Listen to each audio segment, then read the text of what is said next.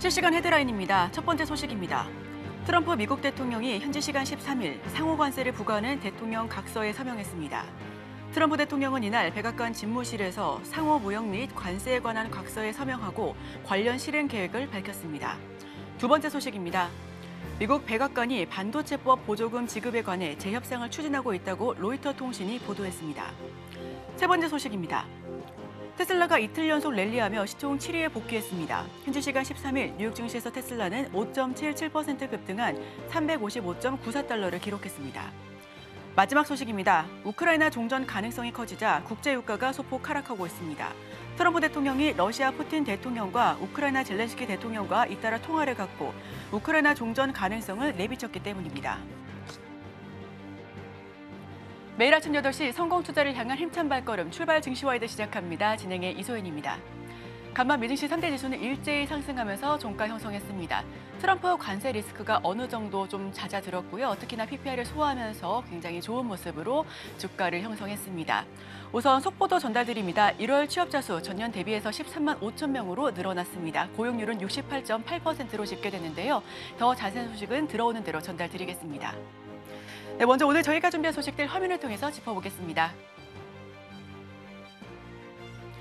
먼저 아침에 있는 코인 이슈, 홍콩 투자청이 가상화폐 신규 이민 자본으로 인정했다라는 소식을 먼저 전달드립니다. 이어서 송가람 대표의 이슈와이드를 통해 미국 시장의 명암 그리고 그 앞으로의 방향성에 대해서 이야기를 나눠볼 예정이고요. 마지막으로 개장 전 리포트에서 인플레 쇼크를 이긴 K 증시에 관련해서 자세하게 풀어보도록 하겠습니다. 먼저 간밤에 있었던 소식들 오은비 앵커가 준비하고 있습니다.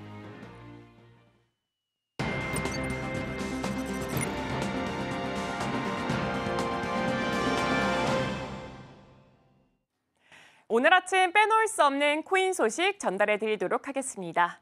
가장 먼저 방금 전 들어온 소식부터 전달해 드리겠습니다. 홍콩 투자청이 제도 개정을 통해서 가상화폐를 신규 투자 이민 자본으로 인정했습니다. 비트코인과 이더리움이 자산 증명 가능 항목으로 포함이 됐고요. 이 투자 이민을 위해서 필요한 가상화폐 자금 규모는 약 3천만 홍콩 달러인데요. 홍콩 회계사 사이먼 시우는 투자청이 이더리움을 자산 증명으로 사용한 이 신청을 승인했다라고 밝혔습니다. 신청자의 가상화폐는 홍콩 투자청이 지정했던 콜드월렛 혹은 바이낸스 등 주요 거래소에 보관돼야 합니다. 투자 이민 신청자는 영주권 목적의 비자를 받지만 이 영주권을 완전히 취득하려면 7년간 자금을 유지해야 되는데요.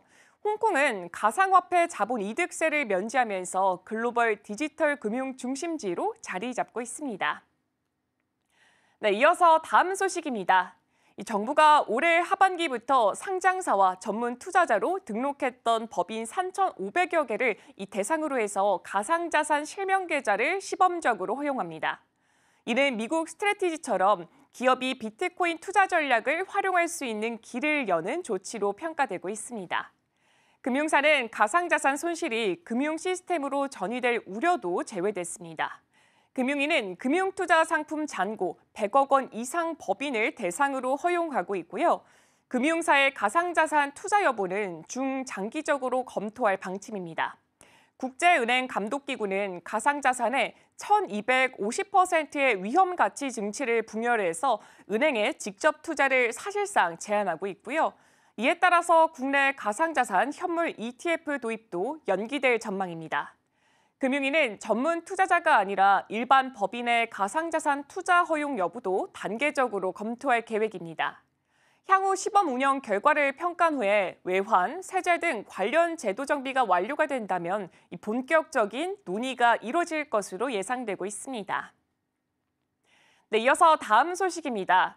금값이 역대 최고치를 기록하면서 전남 한평군의 황금박쥐상이 주목받고 있습니다. 13일 한국거래소에 따르면 금 1g 등 가격은 15만 8,870원으로 순금 162kg과 은 281kg을 활용해서 2008년에 완성됐던 황금박쥐상의 현재 가치는 261억 5,563만 원에 달합니다. 황금박쥐상은 1999년 한평에서 이 천연기념물 황금박쥐 162마리가 발견됐던 것을 기념해서 제작됐습니다. 높이는 2.18m, 폭은 1.5m로 2005년 제작을 시작해서 2008년 완성이 되는데요. 당시 제작비는 총 28억 3천만 원으로 혈세 낭비라는 논란이 있었지만 이 금값 상승으로 인해서 이 현재 가치는 제작 당시보다 10배 이상 증가를 했습니다. 일부에서는 이를 두고 비트코인에 비유를 하면서 성공적인 투자 사례로 평가하고 있습니다. 현재 황금박쥐상은 한평 추억공장소 1층 특별전시관에 전시가 되어 있고요. 2019년 절도 미수 사건 이후로 이 3cm의 두께 방탄 강화 유리와 첨단 보안 시스템이 현재 도입이 되어 있습니다. 네, 이어서 다음 소식입니다. 암호화폐 시장에서 대규모 투자자, 즉 고래들의 움직임이 비트코인의 상승 랠리를 예고하고 있습니다. 이 크립토컨트에 따르면 2월 고래들의 거래소 유입량이 5년 만에 최고치를 기록했고요. 이는 과거 데이터에서 비트코인 가격 급등의 신호로 해석되고 있습니다. 특히 고래 거래소 비율 지표가 상승하면서 2월 1일 기준 0.46을 기록해서 12월에 0.36 대비했을 때 증가폭을 그려냈습니다. 이 분석가 그리즐리는 2024년 해당 지표가 강한 상승세를 보였고 또 최근 2주간도 하락 전환했던 신호가 없었다라고 평가를 했습니다. 또한 비트코인 채굴자들도 매도를 줄이고 보유량을 늘리면서 긍정적 신호를 보이고 있는데요. 일반적으로 채굴자 매도가 감소하게 된다면 시장이 저점을 다지고 반등할 가능성이 커집니다. 네, 이어서 다음 소식입니다. 오늘 한때 XRP 가격이 24시간 전보다 3% 상승해서 2.49달러를 기록했습니다. SEC 소송과 ETF 승인 기대감이 상승 요인으로 작용을 했습니다. SEC는 2월 13일 비공개 회의에서 이 리플 소송의 프로그램적 판매 항소 여부를 논의할 가능성이 있는데요. 주요 자산운용사들이 리플 현물 ETF를 제출하면서 승인 기대감이 커지고 있습니다. 온체인 데이터에 따르면 비트코인은 최근 활성 지갑이 감소했지만 XRP는 증가를 해서 기관과 대형 투자자의 매집이 활발해짐을 시사하고 있습니다. 그리고 이는 가격 상승 신호로 해석되고 있습니다. XRP는 유럽에서 결제 네트워크 확장에 집중하고 있는데요.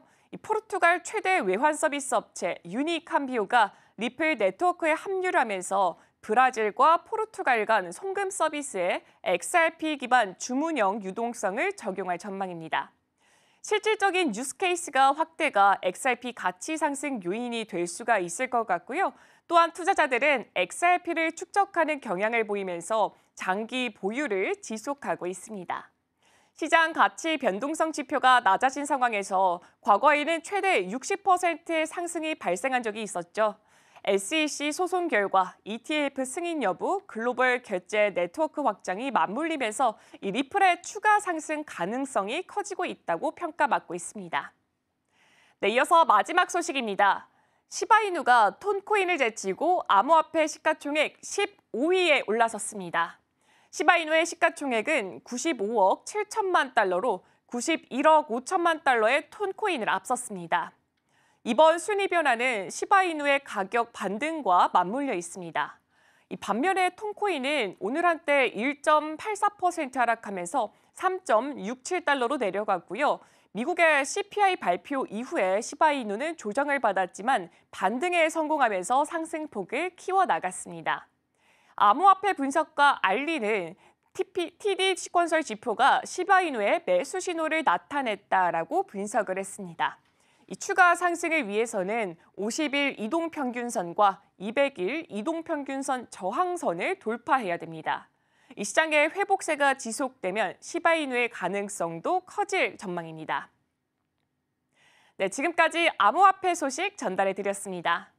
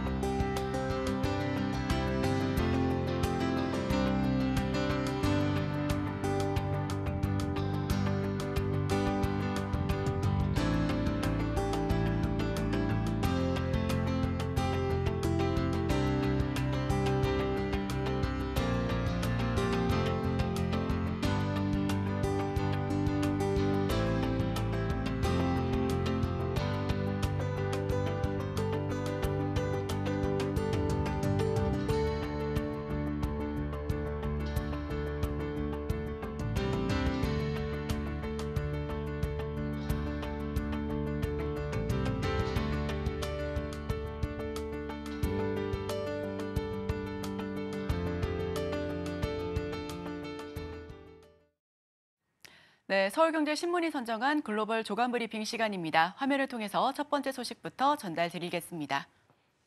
미국의 1월 생산자 물가지수, 즉 PPI가 전월 대비 0.4% 상승해 전망치 0.3%를 상회했습니다.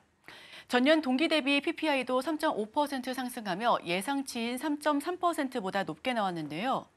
근원 PPI는 전월 대비 0.3% 상승해 전망치와 일치했으나 전년 대비 3.6%로 예상치인 3.3%를 웃돌았습니다. 노동부는 최종 수요 재화 가격이 0.6% 상승하며 PPI 상승을 견인했다라고 밝히고 있는데요. 에너지 가격이 1.7% 오르고 디젤 가격이 10.4% 상승하며 물가 상승의 요인이 됐습니다.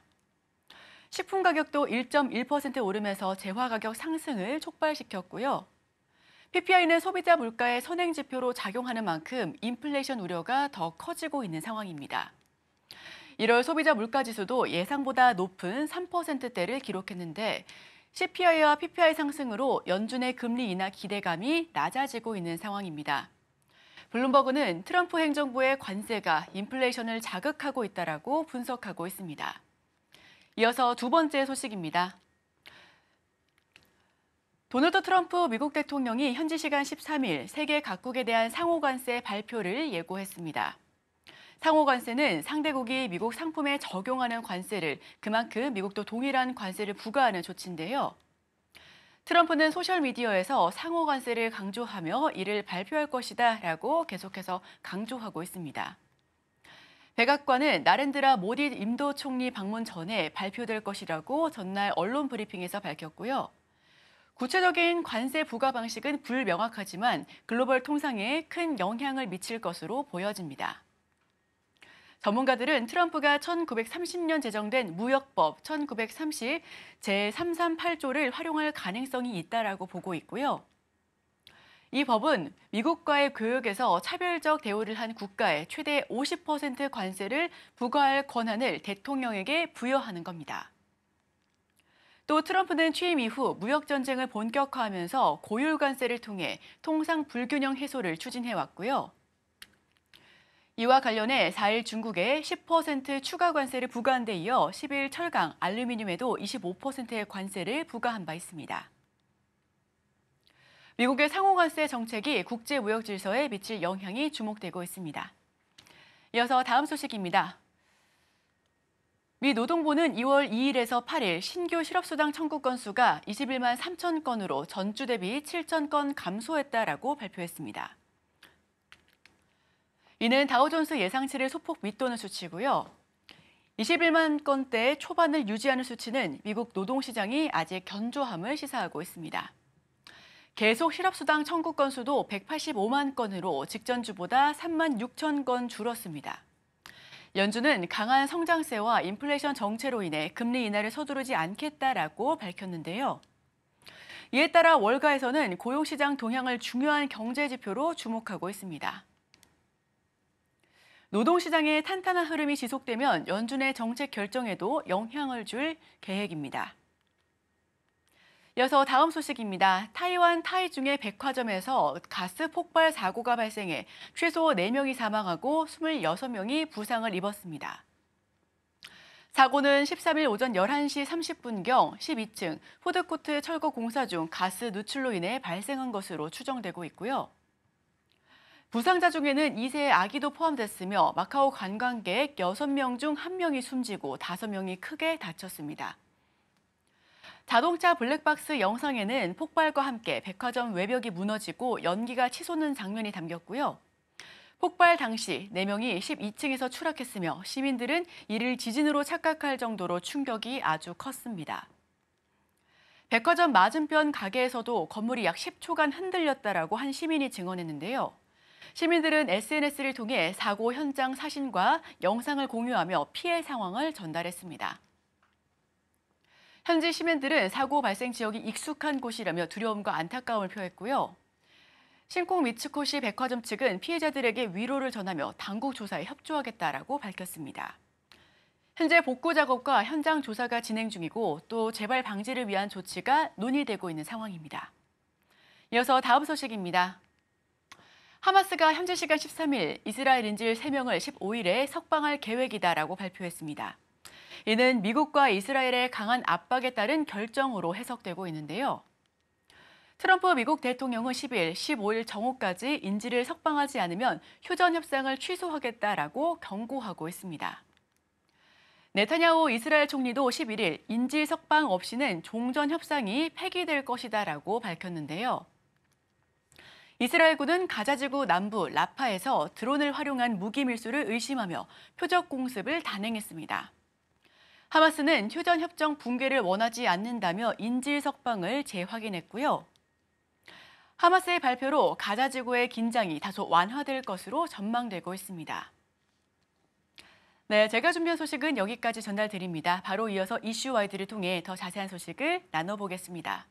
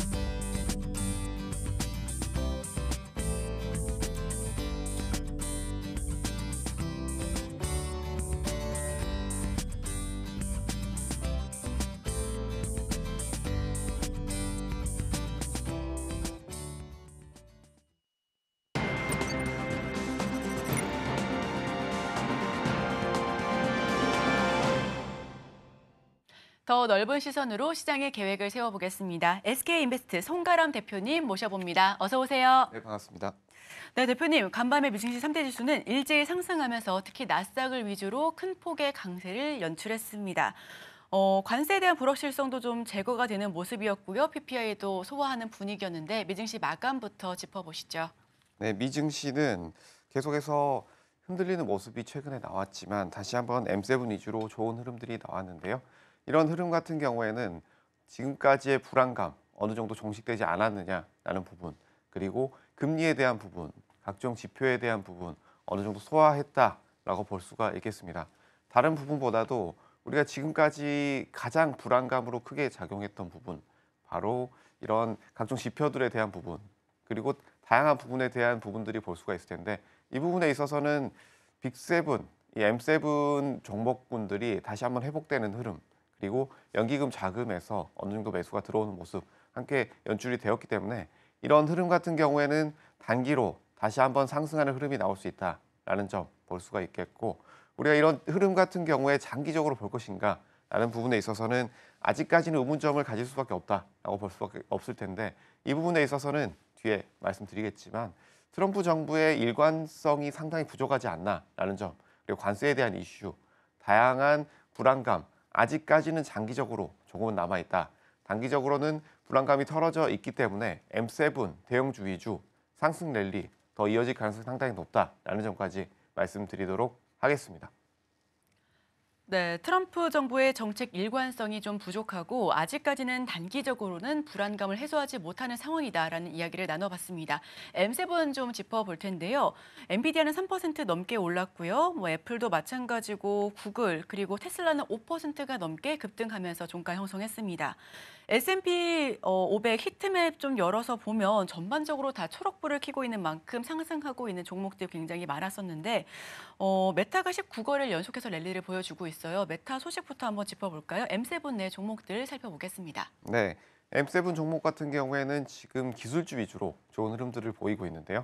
트럼프 정부 같은 경우에 이런 M7들이 계속해서 기술주 위주로 좋은 흐름들이 나올 것이다 라고 예상을 해볼 수 있는 부분은 바로 정부 출범과 함께 기술 회사들에 대한 대형주에 대한 지원 아끼지 않겠다라는 점이 나왔기 때문에 이 부분에 있어서 정책적인 기대감 우리가 볼 수가 있겠고, 그리고 기존에 AI발 이런 기술주들의 상승, 초기 상당히 주춤했지만 어느 정도 불안감에 대한 해소, 그리고 앞으로의 이런 기대감이 좀 더 이어지지 않겠느냐라는 부분에 있어서 계속해서 좋은 흐름들이 나오고 있습니다. 이런 흐름들 같은 경우에는 정부 출범 이후에 기술주 지원에 대한 공약 부분 외에도 우리가 여기에서 기술주에 대한 부분은 이 종전 기대감이라든지 다양한 이런 호재들이 나올 때 기존에 강했던, 특히 이 연기금 자금이 집중됐던 종목들, M7 종목들이라고 할 수가 있겠죠. 이 종목들 위주로 강한 상승이 나올 가능성이 상당히 높다라고 보여지고요. 이 부분에 있어서는 우리가 다양한 지표들 체크를 해봐야겠지만 이 전체적인 미국 정책, 트럼프 정부의 방향성, 이 부분을 체크를 해봐야 된다라는 점 말씀을 드릴 텐데, 뒤에 말씀드리겠지만 여기에서 우리가 가장 집중을 해봐야 될 점은 트럼프 정부에서의 우리가 가장 예측하기 쉽지 않는 부분, 바로 증시 부분에 있어서 우리가 가장 걱정하는 부분, 바로 불확실성이기 때문에 이 부분에 있어서는 불확실성에 대한 부분이 어떻게 해소가 되느냐, 관세 부분에 있어서도 상호 관세에 대한 부분, 그리고 관세를 없애겠다라는 부분, 이 부분이 함께 지금 이야기가 나오고 있는 부분이기 때문에 정책적인 부분에 있어서 우리가 좀 더 체크를 해볼 필요가 있다라는 점. 그리고 단기적인 호재로는 종전의 기대감이 상당히 높아지고 있는데요. 이 종전에 대한 기대감은 트럼프 정부 출범 이후에 기존에 우리가 여기에서 종전에 대한 기대감뿐만이 아니라 직접 러시아와의 협상, 다양한 국가들의 직접적인 협상을 통해 빠른 진전을 이루겠다라는 점의 호재가 나왔기 때문에 이 부분에 있어서는 다양한 종목군들보다는 기존 강세 종목의 동력이 좀 더 몰리고 있는 상황이다라는 점까지 함께 체크해 보신 것이 좋겠다라는 점 말씀드리도록 하겠습니다. 네, 빅테크 기업들에 대한 과감한 투자와 더불어서 정책 방향성을 체크해 봐야겠다라는 말씀을 해주셨습니다. 그리고 지표도 살펴봐야 될 것 같은데요. CPI도 그렇고 PPI도 그렇고 좀 예상치를 웃도는 부분이었습니다. 다만 이와 관련해서는 그 계절적 요인이라던가 어느 정도 반영할 수 있을 만한 그런 이슈도 있었다라고 체크를 하고 있는데요. PPI 일단 간밤에 나왔었던 지표 이야기부터 한번 해볼까요? 네, 지금 지표가 어느 정도 썩 좋게만 나오지는 않았습니다. 우리가 예상했던 것보다 특히 CPI 지수 같은 경우에는 쇼크라고 불리울 정도로 지표가 나왔는데, 이 부분 같은 경우에는 파월 의장의 발언을 우리가 주목해 볼 필요가 있다라는 점 말씀을 드리겠습니다.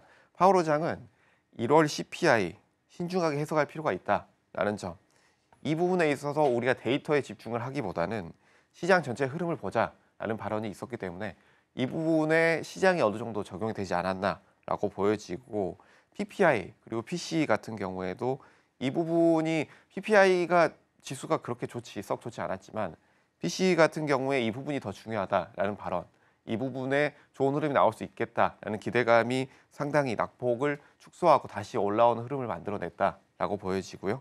금리 인하 같은 경우에는 다양한 의견들이 있지만 6월에서 9월 밀린 상태다라고 보여지고 있는데요. 이 부분에 있어서는 데이터에 따라서 굉장히 크게 달라질 수 있기 때문에 이런 부분, CPI 외에도 이런 PC 데이터 우리가 지금 체크를 해볼 필요가 있다라는 점까지 말씀드리도록 하겠습니다. 네, 빅테크 기업들에 대한 부분들 계속해서 이야기를 나누고 있는데 인플레이션 지표에 대해서도 우리가 계속해서 체크를 해봐야지 주가 지수에 영향을 어떻게 미치는지 확인할 수가 있겠습니다. 자, 그리고 조금 전 들어온 소식입니다. 트럼프 대통령이 인도와 무역 적자 그리고 불균형 해소를 위한 협상에 합의하겠다라는 소식을 전해왔습니다. 이와 더불어서 인도의 무기 판매를 늘릴 것이다라는 이야기를 전해왔는데요. F-35 전투기도 공급하겠다라고 하는데, 그렇다면 로키드 마틴 등 미국 방산 기업들이 수혜를 좀 받을 수가 있을까요? 네, 아무래도 이런 소식 같은 경우에 방산주의 흐름이 굉장히 좋을 수 있다라고 보여지는데요. 이 방산주 같은 경우에는 올해 상반기 그리고 작년 하반기에도 굉장히 대부분 좋은 흐름들이 나왔습니다. 다른 종목군들이 밀릴 때 방산주들이 다시 좋은 흐름들이 나왔는데요. 이 흐름 같은 경우에는 아무래도 여기에서 국제 정세에 대한 흐름 우리가 체크를 해볼 수가 있을 텐데, 여기에서 지역적인 부분 그리고 전 세계적인 부분, 지금 국제적으로 이런 지정학적 불확실성이 커지고 있다라는 부분에 있어서 군비에 대한 확장, 이 방산에 대한 매출 증가 가능성이 상당히 높아지고 있다라고 보여지고 있고, 지금 단기로 나온 소식인 인도의 무기 판매를 늘리겠다라는 점, 그리고 F-35 같은 경우에는 굉장히 고가의 항공기이기 때문에 이 부분에 있어서 전투기 같은 경우에는 한 번 공급을 했을 때 추가적인 공급 또는 유지 보수에 대한 비용도 굉장히 높을 수 있다라는 점에서 이 로키드 마틴 같은 방산주들 다시 한번 좋은 흐름들이 나올 수 있다라는 점 체크를 해보시는 것이 좋겠고요.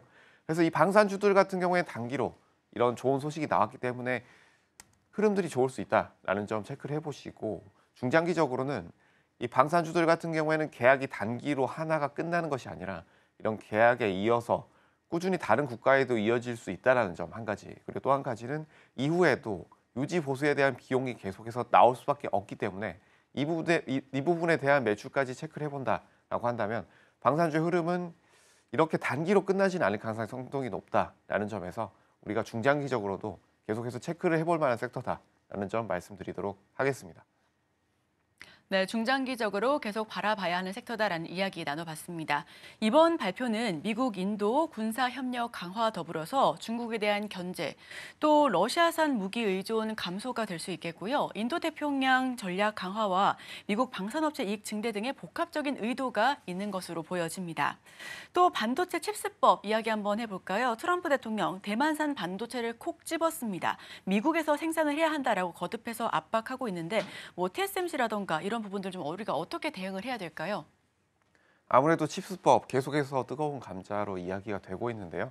반도체 같은 경우에는 미국에서 보조금 상당히 큰 매출의 비중을 차지하고 있다라고 볼 수가 있습니다. 그래서 이런 반도체법에 대한 보조금 지급 조건 변경이 된다라고 했을 때 국제적인 이런 반도체 업체들 말씀해 주신 이 파운드리 업체인 TSMC라든지 다양한 이 국내 업체들, 한국 업체들 그리고 대만 업체들 이 반도체 관련된 기업들이 영향을 받을 수밖에 없다라고 보여지고요. 이 부분에서 지급 조건에 대한 부분도 계속해서 바뀔 가능성이 상당히 높다라고 보여집니다. 지금까지 행보를 봤을 때 지금 가장 큰 이슈가 되고 있는 것이 관세 이슈죠. 이 관세 이슈 같은 경우에 관세 이슈를 보면서 미국 행정부의 방향성 어느 정도 예측을 해볼 수 있다라는 점 말씀을 드릴 텐데 이 부분에 있어서 미국 행정부의 지금 행보 일관성이 상당히 부족하다라는 점을 들 수가 있습니다. 이 부분에 있어서는 우리가 관세 부분에 예를 들었지만 어느 정도 관세를 상호 관세를 부과하겠다라는 점, 그 외에도 우리가 관세를 유연하게 조절할 수 있다라는 부분 두 가지가 모두 지금 이야기가 나오고 있다라는 부분에 있어서 다양한 부분, 트럼프 대통령이 대만이 미국의 반도체 산업을 빼앗아갔다라는 발언도 나왔죠. 이 부분에 있어서는 우리가 발언 전체적으로 우리가 집중해서 볼 것이 아니라 이 부분을 협상 카드로 활용하면서 어떤 반응이 나올 것인지 앞으로의 어떤 내용이 나올 것인지 지켜볼 필요가 있다. 그래서 이런 비용 손실이라든지 생산 지연 이런 우려가 나올 수밖에 없다라는 점은 우리가 단기적으로 반도체 업체의 악재로 적용할 수밖에 없다라고 보여지지만 이 부분에 있어서 아직까지 확실하게 적용된 것은 없다라는 점 체크를 해보시면서 미 행정부에서 이런 반도체에 대한 정책 어떻게 가져가는지 협상을 어떻게 이끌어내는지 주목을 해볼 필요가 있다. 앞으로의 협상 카드 어떤 것이 나오는지 여부, 재협상의 여부 체크를 해볼 필요가 있다라는 점 말씀드리도록 하겠습니다. 네, 미국이 반도체 공급망을 자국 내에서 통제하려는 전략의 일환으로 보여지는데요. 참 맨날 관세 이야기밖에 안 하는 것 같습니다. 최근 2, 3주간은요. 미국이 이르면 4월 초 상호 관세를 부과할 수 있다라는 이야기와 함께 FTA를 맺은 한국도 영향권 안에 있다라는 소식입니다. 상호 관세, 비관세 장벽 역시도 반영하겠다라는 건데요.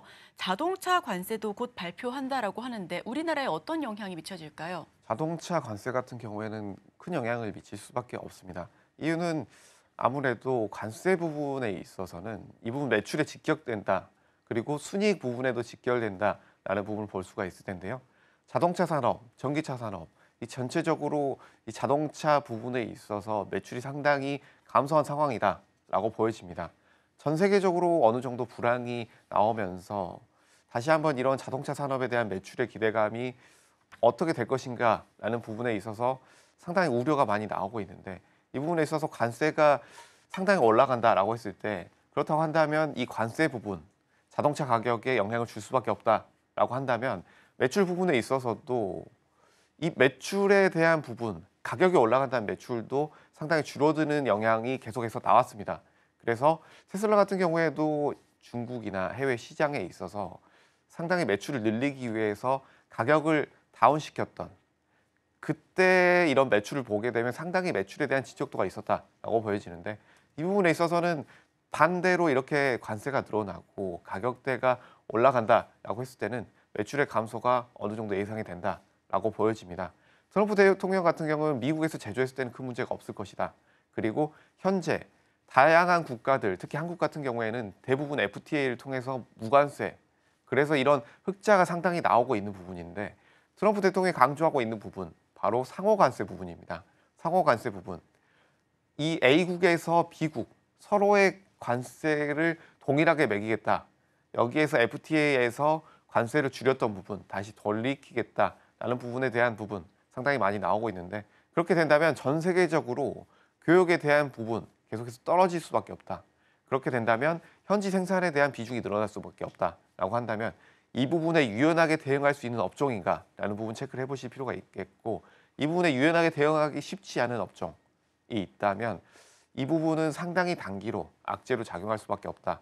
지금 현재 상황은 업종별 차별화가 계속해서 이어질 가능성이 높다라는 점 볼 수가 있겠고 다시 한번 말씀을 드리지만 이 자동차는 유럽 시장 그리고 미국 현지 생산을 통한 이 부분에 대한 것들을 확대를 해 나가겠지만 전체적인 미국 행정부의 방향성 어떤 방향으로 해서 움직이는지 이 부분을 지속적으로 체크를 해볼 필요가 있다.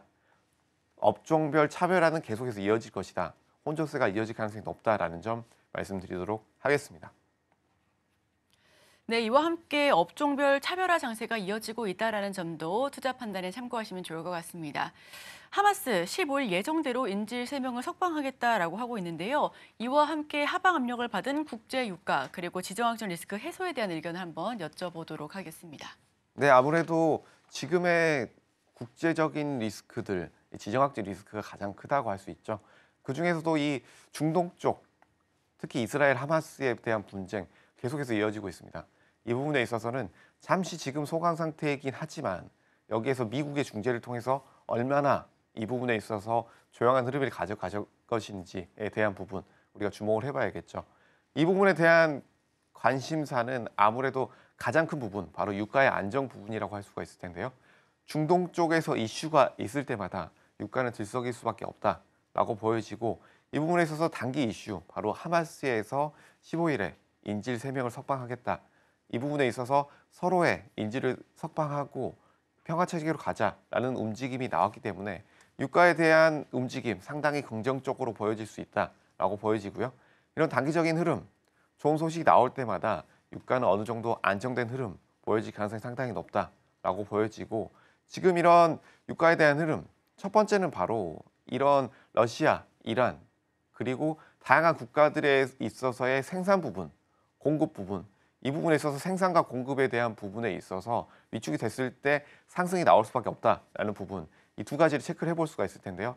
첫 번째는 바로 지정학적 리스크에 따른 중동 상황, 두 번째는 러시아, 이란에서의 공급 부분, 전 세계적인 공급 부분을 두 가지를 함께 체크를 해본다면 유가를 어느 정도 예측을 해볼 수 있지 않겠느냐라고 보여지고 지금의 이런 상황 같은 경우에는 유가는 이런 공급, 수요 공급, 그리고 지정학적 리스크의 세 번째, 바로 전 세계적인 사용량을 우리가 체크를 해봐야 될 텐데 제조 쪽, 그리고 이런 소비가 활성화된다라고 했을 때 유가가 어느 정도 다시 움직임이 나올 수 있다라는 점을 볼 수 있기 때문에 지금의 전 세계적인 불황 어느 정도 해소가 될 것인가라는 부분까지 이 세 가지 유가에 대한 부분 체크를 해보시는 거 좋겠다라는 점 말씀드리도록 하겠습니다. 네, 국제유가 유가 역시 빼놓을 수가 없죠. 이와 함께 다다음 주 엔비디아 실적이 발표가 됩니다. M7 기업 가운데서 좀 늦게 발표가 되는 편인데 주목할 만한 기업과 실적 그리고 펀더멘탈 좋은 섹터들 어디를 좀 더 보면 좋을까요? 네, 지금 주목해볼 만한 섹터는 아무래도 M7은 계속 좋을 겁니다. 왜냐하면 여기에서 자금이 계속 몰릴 가능성이 상당히 높기 때문인데요. 하지만 여기에서 우리가 계속 강하다라고 해서 지금 계속해서 공격적으로 매수를 해보기에는 상당히 지금 가격대가 높다라고 보여집니다. 그래서 지금 우리가 어느 섹터를 볼 것인가라는 점에서 상당히 의문점을 가질 수밖에 없는데요. 지금 우리가 주목해볼 만한 섹터, M7 쏠림에 대한 신중론에 이어지고 있기 때문에 특히 AI 지출에 대한 정점이 도달했다라고 보여지고 있고 이 M7 회사들 같은 경우에 굉장히 자본이 높다. 하지만 여기서 AI에 대한 부분, 데이터 센터의 부분, 지출이 굉장히 크기 때문에 이 부분에 있어서 공적적인 투자는 부담이 될 수 있다라는 점에서 지금은 아무래도 성장률이 둔화되고 자본 지출이 확대되는 점에서 수익화가 줄어들고 있다는 점, 앞으로의 수익이 늘어날 수 있는 섹터 우리가 체크를 해봐야 된다라는 점 볼 수가 있겠고, 그렇다고 한다면 지금 우리가 앞으로의 성장 가능성, 미래 동력 보게 된다면 이 제약 바이오 섹터를 보는 것이 어떨까라는 점 말씀을 드릴 텐데, 이 부분에 있어서 제약 바이오 섹터 같은 경우에는 일정을 우리가 첫 번째를 체크를 해봐야 된다라는 점 말씀을 드릴 텐데, 1년 중에 계속해서 학회가 있죠. 뭐 굵직한 학회, 암 학회라든지 당뇨 학회, 우리가 중장기적으로 계속해서 관리를 해야 되는 이런 학회들이 움직임이 나왔을 때 이 지정된 학회에서 주목해 볼 만한 약들을 만들고 있는 회사들, 바이오, 미국 빅파마에 대한 부분, 시장 지배력이 높고 관세에 대한 효과가 적기 때문에 이 부분 우리가 기대감으로 한번 체크를 해볼 만하다라고 볼 수가 있고, 그리고 첫 번째 이런 일정에 대한 부분 말씀을 드렸다면, 두 번째는 바로 임상 부분이라고 할 수가 있겠습니다.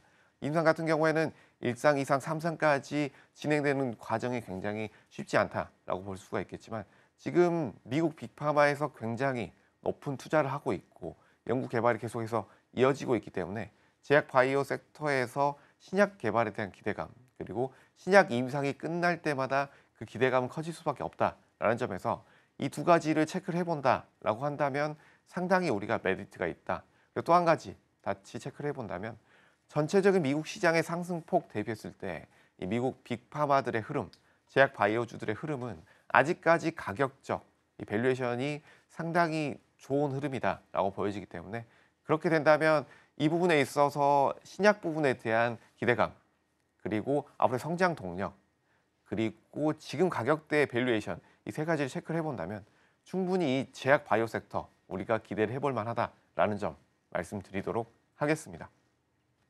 네, 우선 빅테크 기업 가운데서는 공격적 매수가 가격대가 좀 높은 상황입니다. 이러한 부분에서 M7을 평가해 봤고요. 성장률 둔화 속 자본 지출 확대된 리스크가 존재해 보입니다. 또 제약 바이오단에서 살펴봤는데요. 1월 JP모건 헬스케어 컨퍼런스에서도 정말 좋은 성적표를 냈었던 기업들이 많았습니다. 향후 성장 동력도 체크해 보시면 좋을 것 같습니다. 그럼 오늘 저희가 나눈 소식들 화면을 통해서 정리해 보겠습니다.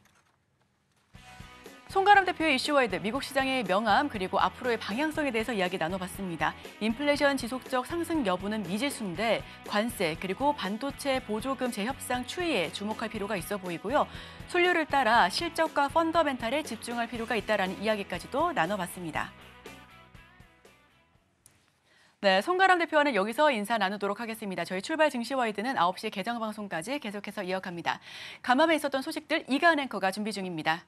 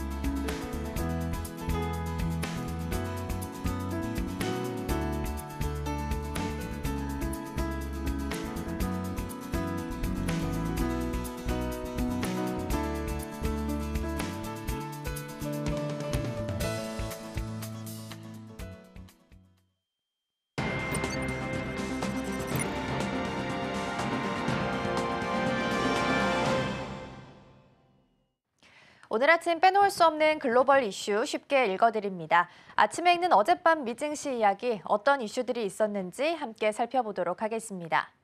먼저 첫 번째 소식입니다. 미국의 1월 도매 물가가 소비자 물가에 이어서 시장 예상치를 웃돌았습니다. 그러나 연방준비제도가 중시하는 PC 물가지수에 영향을 주는 일부 품목에서는 인플레이션 압력이 약화됐습니다. 미 노동통계국에 따르면 1월 PPI는 전월 대비 0.4%, 전년 대비 3.5% 상승해 예상치 0.3%, 3.4%를 상회했습니다. 에너지 가격 상승률이 작년 12월 2.2% 오른 데 이어 1월 들어서도 1.7% 오르며 여전히 재화 가격 상승에 크게 기여했습니다. 특히 디젤 가격이 10.4% 오른 게 재화 가격 상승의 주된 요인이 됐다고 미 노동부는 설명했습니다. 변동성이 큰 식품과 에너지를 제외한 근원 PPI도 각각 0.3%, 3.6% 올랐습니다. 도매 물가 상승은 계란, 식품, 에너지 가격 인상이 주요 원인입니다. 반면 의료 진료비, 항공료, 중개 수수료 등 PC 물가 지수에 영향을 주는 품목들의 가격이 하락하며 일부 물가 압력은 완화됐습니다. 한편 지난주 미국 실업수당 신청 건수는 7천 건 감소한 21만 3천 건으로 집계됐습니다. 계속해서 다음 소식입니다. 트럼프 대통령이 현지 시간 13일 각국의 관세와 비관세 장벽을 고려해 맞춤형 상호 관세를 부과하기로 결정했다고 발표했습니다. 트럼프 대통령은 백악관 기자회견에서 상호 관세는 공정한 경쟁 환경을 조성하는 것이 목표라며 이를 공식화했습니다. 상호 관세는 각국이 미국 상품에 적용하는 관세율만큼 미국도 상대국 상품에 관세를 부과하는 것을 의미합니다. 또한 트럼프 대통령은 상무부가 상대국의 관세, 비관세 장벽을 검토해 결정할 것이라며 부가가치세를 고려하겠다고 밝혔습니다. 그리고 자동차 인증 등 세금 외의 무역 장벽에도 대응할 방침이라고 덧붙였습니다. 하워드 러트닉 상무부 장관 지명자는 국가별 협상을 거쳐 상호 관세를 적용할 것이라고 말했습니다. 이에 따라서 한국도 비관세 장벽이 고려 대상에 포함되면서 관세 부과 가능성이 제기됩니다. 한편 트럼프 대통령의 부가가치세 언급은 EU를 겨냥한 것으로 보이며 관세 회피를 위한 우회 수출 금지 발언은 중국을 의식한 것으로 해석되고 있습니다. 계속해서 다음 소식입니다. 중국 전자상거래 업체 알리바바가 애플과 중국 내의 인공지능 협력을 공식화했습니다. CNBC에 따르면 알리바바 회장은 아랍에미리트 두바이에서 열린 세계 정부 정상회의에서 애플이 중국의 여러 기업과 논의한 끝에 알리바바와 협력하기로 결정했다며 아이폰에 알리바바의 AI 모델을 탑재할 것이라고 밝혔습니다. 애플은 당초 바이두를 주요 파트너로 고려했으나 바이두의 AI 모델 어니봇이 애플의 AI 시스템 애플 인텔리전스를 구동하기에 부족해 협력이 난항을 겪은 것으로 알려졌습니다. 이 소식에 13일 홍콩 증시에서 알리바바 주가는 2022년 이후 최고치를 기록했습니다. 한편 애플은 중국 내 매출 부진을 겪고 있습니다. 이에 따라서 애플과 AI 분야에서 부상하는 알리바바의 이해관계가 맞아떨어지면서 알리바바가 애플의 핵심 중국 파트너가 될 가능성이 높다는 관측이 나옵니다. 다만 차이 회장은 알리바바가 애플의 독점적인 AI 제공 업체가 될지에 대해서는 구체적으로 언급하지 않았습니다. 이어서 다음 소식입니다. 일론 머스크가 AI 기업 xAI에서 개발한 챗봇 그록3 출시가 임박했다고 밝혔습니다. 그는 이 모델이 가장 강력한 성능을 갖췄다고 강조했습니다. 머스크는 현지 시간 13일 세계 정부 정상회의에서 그록3는 스스로 학습하고 오류를 수정하는 혁신적인 모델이라며 1, 2주 공개될 예정이라고 말했습니다. 그록3는 합성 데이터를 활용해 논리적 일관성을 높이고 자가 피드백을 통해 개선되는 방식으로 설계됐습니다. 또한 머스크는 AI 산업 전반에 대한 견해를 밝히며 오픈 AI를 비판했습니다. 그는 오픈 AI는 원래 오픈소스 비영리 조직이었으나 이제는 폐쇄적이고 수익을 극대화하는 기업이 됐다고 주장했습니다. 그리고 미국 연방정부의 예산 절감과 기관 폐지 필요성을 강조하며 정부 운영이 관료주의에 의해 지배되고 있다고 비판했습니다. 한편 AI 기술 경쟁이 심화하는 가운데 미국과 UAE 간 협력 변화도 주목됩니다. UAE는 AI 산업에서 미국과 협력을 강화하는 대신 중국과의 관계를 조정하는 움직임을 보이고 있습니다. 이어서 마지막 소식입니다. 중국 검색 엔진 업계 선두주자인 바이두가 4월 1일부터 AI 챗봇 어니봇을 무료로 제공한다고 로이터 통신이 보도했습니다. 바이두는 위챗을 통해 데스크톱과 모바일에서 모든 사용자에게 무료 AI 서비스를 제공할 것이라고 밝혔습니다. 바이두는 2023년 말부터 어니봇 4.0 기반의 프리미엄 검색 기능을 월 60위안에 제공해 왔습니다. 그러나 AI 경쟁이 심화되면서 무료 전환을 결정한 것으로 보입니다. 현재 바이두의 AI 경쟁력은 바이트댄스의 두바오 챗봇이나 딥시크에 밀리고 있다고 평가받고 있습니다. 로이터는 딥시크의 성능이 오픈 AI와 유사하면서도 운영 비용이 낮아 바이두가 치열한 경쟁에 직면했다고 분석했습니다. 한편 이날 바이두 주가는 홍콩 증시에서 12% 이상 급등하며 지난해 10월 이후 최대 상승폭을 기록했습니다. 블룸버그는 어니봇 무료화로 바이두가 AI 경쟁에서 추진력을 되찾을 것이라고 전망했습니다. 지금까지 아침에 읽는 어젯밤 미증시 글로벌 이슈였습니다.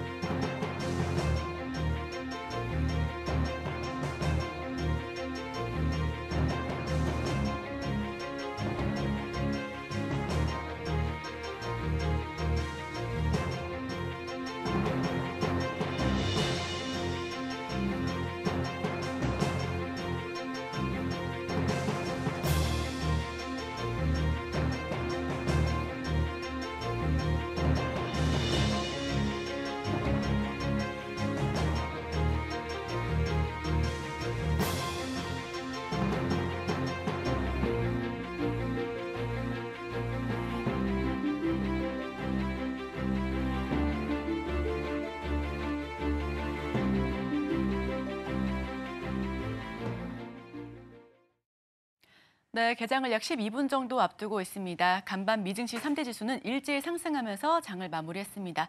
나스닥이 1% 넘게 뛰었고요. CPI 충격이라는 기사가 굉장히 자극적으로 났었는데 바로 이어서 PPI도 좀 둔화세는 약해졌습니다. 그럼에도 불구하고 무난하게 소화하면서 상승폭을 확대해 나갔었던 미증시였습니다. 관세에 대한 리스크도 어느 정도 좀 잦아든 분위기였었고요. 그럼 우리 증시는 어떻게 마무리가 됐을지 화면을 통해서 어제장 한마디 짚어보겠습니다. 네, 인플레 쇼크를 이긴 K 증시, 어제 우리 증시는 100일 만에 최고의 상승률을 보여줬다라고 해도 과언이 아닐 정도로 오름세를 기록했습니다. 코스피 1% 넘게 오르면서 2,580포인트 정도 계속해서 부근에서 다가오고 있는데요. 코스닥 역시 소폭의 상승이지만 그래도 강보합 수준에서 머물렀습니다. 올해 초부터 전반적으로 강세 흐름을 보여주면서 다른 지수 대비 선방하고 있는 우리 증시인데요. 그 속에서 테마별로 어떤 움직임을 나타냈는지 화면을 통해서 첫 번째 테마 오픈해 보겠습니다. 발렌타인 트럼프입니다. 오늘 발렌타인데이인데요. 트럼프가 그래서인지 선물을 줬다라고 제가 이름을 붙여봤습니다. 우크라이나 전쟁 종전 협상이 급물살을 타고 있는데 여기서 재건 테마가 일제히 상승부를 확대해 나갔습니다. 여기서 재건 테마라고 하면 모듈러 주택부터 일반 기계, 농기계, 건설기계 할 거 없이 이 건설과 관련된 인프라가 모두 오른 건데요. 속도전에 나선 트럼프, 다만 여기서 가장 크게 좀 주목받아야 될 부분은 나토 협상에 대한 제한입니다. 그리고 추가적으로는 앞으로 이제 어떻게 변화가 될지 모르겠지만 각국의 영토에 관련된 이야기도 나눌 것으로 보여지는데요. 지정학적 리스크는 아직까지는 좀 남아있는 만큼 이 부분도 함께 짚어보시면 좋을 것 같습니다. 자, 또 미국의 하원 의장, 트럼프 상호 관세에서 자동차와 의약품 면제 가능성이 있다라고 이야기를 하면서 어제 우리 시장에서 자동차와 전기차, 2차 전지, 그리고 리튬, 폐배터리까지 모두 오름세를 기록했습니다. 다만 이 관세와 관련해서 일부 품목별로 매일매일 하루하루가 굉장히 다른 모습을 보여주고 있기 때문에 계속해서 우리도 체크리스트에서 좀 이야기를 나눠봐야 될 것 같고요. 또 중국 석유화학 업계 견제 수혜 기대감 속에 우리나라에서 석유화학 테마가 일제히 오름을 보여줬습니다. 트럼프 1기 북미 회담 실무 후커가 국무부 3인자 정무차관으로 지명이 됐습니다. 이미 한 차례 정무에 대한 경험이 있는 사람인데요. 경협주가 일제히 상승세를 보여주면서 장을 마무리 지었고요. 트럼프 관세, 또 구리가 다음 타겟이 될 가능성이 높다라고 하는 소식과 더불어서 비철금속 테마가 일제히 올랐습니다.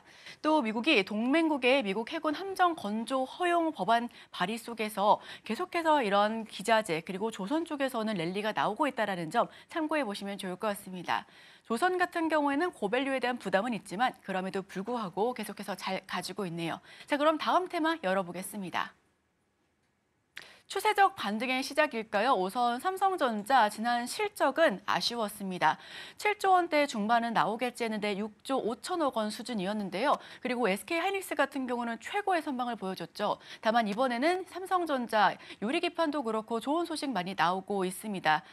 엔비디아 퀄테스트도 통과를 일단 마쳤고 파운드리 셧다운을 해제했는데 이 파운드리 셧다운 같은 경우에는 수주가 너무 부족했기 때문에 공장률 가동률이 좀 제한적이어서 셧다운을 했었죠.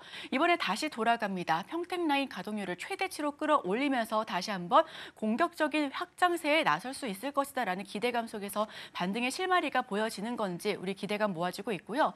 또 삼성전자, SK하이닉스가 아직까지는 바로 코앞은 아니지만 모바일 쪽에서 2025년도 굉장히 큰 행사에 참가하겠다라고 하는 소식이 더불어서 전해지면서 AI 메모리 그리고 HBM 쪽 온 디바이스 AI도 상승세를 보여줬습니다.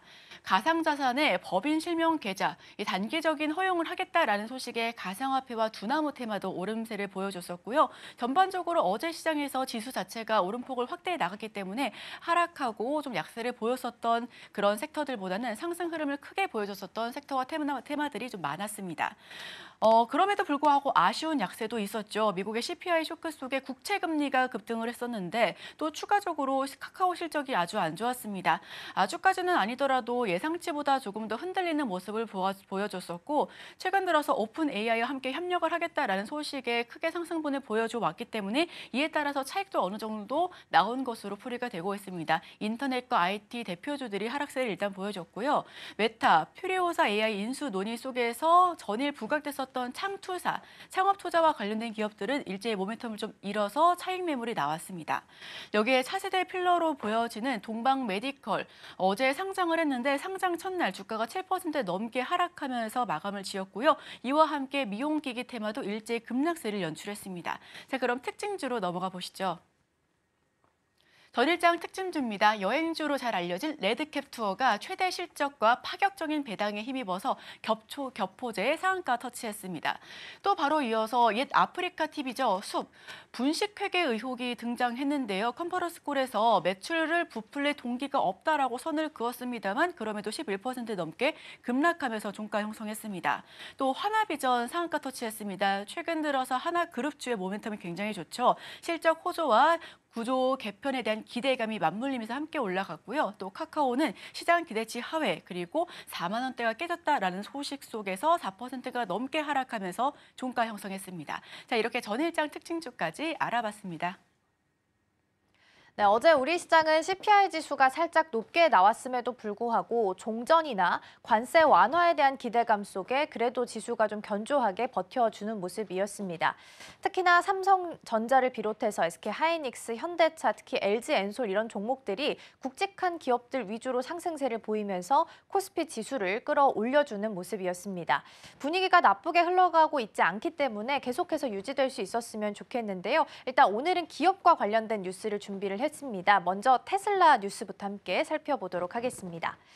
기존에 테슬라 하면 이제 상업용 차량 위주로 계속 판매를 하고 있는 기업이죠. 근데 이제 머스크가 방산 쪽도 눈독을 들이고 있다라고 합니다. 이제 어제 국무부에서 2025년도 조달 예측이라는 문서를 공개를 했는데요. 이건 이제 지난해 12월에 전 대통령이죠. 조 바이든 전 대통령 때 당시 문서를 개정한 내용입니다. 이제 국방부에 들어가는 차량에 대해서 조달 예측에 대한 내용들이 나왔고 여기 들어가는 전기차를 테슬라가 가져갈 수 있다라는 기사가 보도가 된 겁니다. 전기 장갑차 사업 수주가 유력한 상황이고요. 모델이 딱히 공개되진 않았지만 일단은 사이버 트럭이 가장 유력할 것으로 보입니다. 스테인리스 강판의 방탄 차량을 가지고 있어서 가장 유력해 보이는 상황이고요. 중요한 건 이게 실제 계약으로 이루어지게 된다면 어떤 의미가 있을 것인가라는 부분입니다. 지금은 테슬라가 상업용 차량만 가지고 판매를 하고 있지만 이제는 군용이나 특수 차량까지도 시장을 시장을 좀 더 넓혀서 갈 수 있다라는 장점을 가지고 있습니다. 그리고 지금 100% 테슬라가 가져간다라는 확신의 보도는 아니었고요. 유력하다라는 뉘앙스였는데 당연히 트럼프 대통령과 머스크가 지금 친한 사이이기 때문에 가장 유력한 상황입니다. 그리고 지금 정부 계약과 관련해서 많은 수주를 받고 있는 상황인데 본인이 도지 활동, 그러니까 정부 효율부의 수장으로서 자리를 하고 있으면서 이 계약들 돈을 좀 받아내고 있는 게 과연 맞는 것인가라는 거에 대해서 이해 충돌적인 부분에 대해서는 지적이 나올 수도 있다라는 시각도 있습니다. 그리고 조달 예측 문서가 공개됐지만 반드시 9월 달에 이행되는 것은 아니기 때문에 조금 더 체크를 해보시면 좋겠습니다. 자, 그럼 이어서 다음 페이지 함께 확인해 보시죠. 국내 기업 중에서 어제 눈에 띄었던 기업은 한미반도체입니다. 물론 주가 반응이 크게 나오진 않았는데요. 호재가 여러 개 나왔음에도 불구하고 주가 반응은 미미했습니다. 오늘 시장 안에서 반응해 줄지는 좀 보시면 좋을 것 같고요. 일단 실적이 굉장히 잘 나왔습니다. TC 본더를 가장 메인 제품으로 가지고 있는 상황인데 지난해 창사 이래 최대의 실적을 기록을 했고요. OPM이 무려 46%입니다. 그러니까 1,000원을 주고 팔면 460원의 이득을 얻게 되는 셈입니다. 그런데 다만 이제 악재로 본다면 한화 세미텍, 이름을 좀 변경을 했죠. 한화 세미텍이 TC 본더에 있어서 SK 하이닉스의 세컨 밴드로 들어갈 가능성이 좀 높습니다. 이르면 이번 달부터 지금 납품이 예정되어 있는 상황이라서 한화 세미텍이 만약에 세컨 밴드로 입성을 하게 된다면 경쟁사가 하나 더 늘어난 거기 때문에 한미반도체 입장에서는 악재로 판단할 수밖에 없을 것 같습니다. 그리고 어제 나왔던 호재로 보자면 자사주 소각 1,300억 원 있었고요. 현금 배당도 720원으로 사상 최대 규모로 배당을 한다라는 소식도 있었습니다. 더불어서 이건 단독 뉴스긴 합니다만 해외 매출이 국내 매출을 창사 이래 처음으로 뒤집었다라는 겁니다. 기존에는 이제 국내가 60%, 해외가 40%였는데 이번에 이제 직전 분기랑 정반대로 해외 매출이 60% 이상을 차지했다라는 부분입니다. 그리고 앞으로 에이직, 그러니까 기업들마다 다 자체적으로 반도체를 만들길 원한다면 각자 기업들마다 또 TC 본더가 필요할 거기 때문에 앞으로 장비단들에 있어서 러브콜도 이어지지 않을까라는 장점도 있습니다. 더불어서 해외 매출이 많이 늘어났다라는 건 다시 말해서 마이크론에 대한 수주가 본격적으로 실적에 반영되고 있다라는 의미를 하기도 합니다. 지난해 3분기에 이제 초도 물량을 납품하게 되면서 4분기부터 추가 수주를 따내게 됐는데요. 이제 납품하고 있는 방식을 보면 마이크론은 NCF 방식을 사용합니다. HBM을 쌓을 때 필름을 넣어서 쌓는 방식이고요. MUF 같은 경우는 액체를 넣는 방식인데 NCF가 MUF 대비해서는 수익성이 좀 더 낮습니다. 그래서 마이크론에 지금 납품하고 있는 방식 또한 수익성에 있어서 실적을 좀 끌어올리는 데 도움이 될 수 있지 않을까라는 기대감도 있습니다. 다음 페이지 함께 보겠습니다. 그리고 추가적으로 시간 외에서 반도체 관련된 뉴스가 나왔습니다. 아마 오늘 온디바이스 AI 관련주들 좀 보시면 좋을 것 같은데요. 정부가 1조 원을 들여서 토종 팹리스 기업 그리고 토종 파운드리 기업을 좀 만들어서 원팀, 드림팀을 좀 만든다라고 합니다. 그래서 4대 주력 사업으로 기계 로봇, IoT 그리고 자동차 방산 쪽에 있어서 온디바이스 AI 칩 개발을 목표로 삼고 있습니다. 그리고 지금 파운드리가 국내 기업이 들어갈 거기 때문에 삼성전자가 여기에 들어갈 것으로 가장 유력할 것으로 예상이 좀 되고 있습니다. 오늘 시간 외에서 이 반응이 좀 나왔었기 때문에 추가적인 상승 이어갈 수 있을지 함께 보시면 좋겠습니다. 자, 그럼 뉴스 마무리하고요. 오늘 예상 체결 지수까지 함께 살펴보도록 하겠습니다. 네, 오늘 예상 체결 지수는 다행히 양시장 모두 플러스권에서 출발합니다. 코스피는 어제 현대차를 중심으로 좀 끌어올려주는 모습 보였는데 추가적인 상승 이어갈 수 있을지 함께 보시면 좋겠습니다. 오늘 시장 문 열고 돌아오시죠.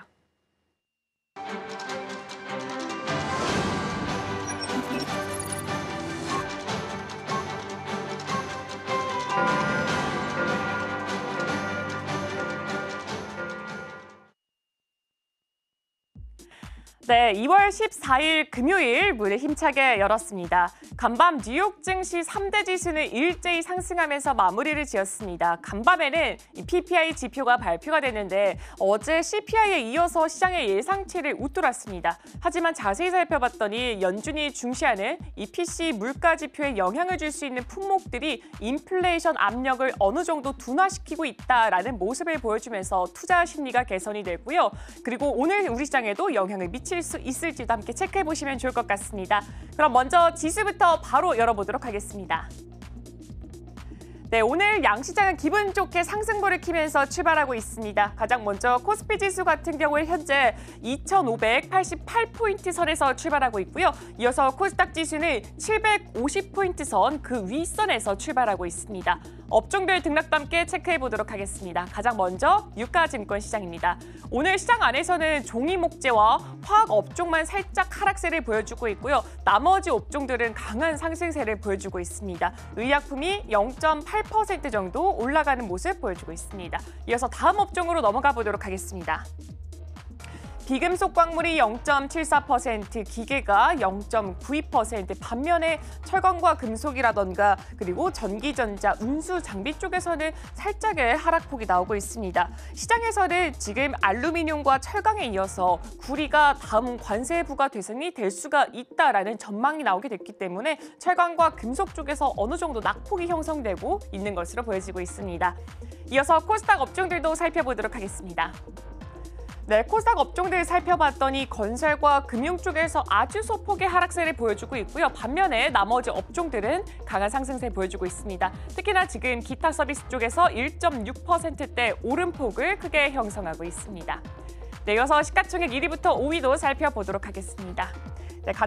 그리고 임식료 담배가 0.3% 올라가고 있고요. 섬유, 의류와 종이목재, 출판 매체 목재와 화학도 일제히 하락세에 이어가고 있습니다. 이어서 시가총액 1위부터 5위 살펴보도록 하겠습니다. 네, 오늘 장 안에서 반도체 투탑의 흐름은 서로 엇갈리는 모습을 보여주고 있습니다. 이 삼성전자는 0.9% 올라가고 있는데 SK하이닉스는 0.24% 오히려 떨어지는 모습을 보여주고 있습니다. 일단 다음 달에 열리는 3대 전시회 중 하나인 이 MWC 2025에서 삼성전자와 SK하이닉스 모두 다 AI 메모리를 선보인다라고 합니다. 여기서 과연 어떤 제품들을 나올 수 있을지도 주목해 보시면 좋을 것 같고요. 그리고 여야정이 오는 20일에 이 국정협의회를 개최를 하는데 이 협의회에서 반도체 특별법을 논의할 예정이라고 합니다. 그리고 삼성전자 같은 경우에는 지금 외국인 보유 지분율이 50%를 다시금 회복한 모습을 보여주고 있고 또 간밤에 나왔던 뉴스를 살펴보면 트럼프 대통령이 반도체 보조금 재협상을 추진한다라는 소식이 있었습니다. 삼성전자와 SK하이닉스 같은 경우에는 아직까지 반도체 보조금을 받지는 못한 상황이기 때문에 과연 어떤 변화가 있을지가 주목되고 있는데 일단 시장에서는 취소가 될 가능성은 거의 없다의 무게추를 두고 있기 때문에 오늘 장 안에서 그래도 삼성전자의 낙폭은 나오지 않고 있는 것으로 보여지고 있습니다.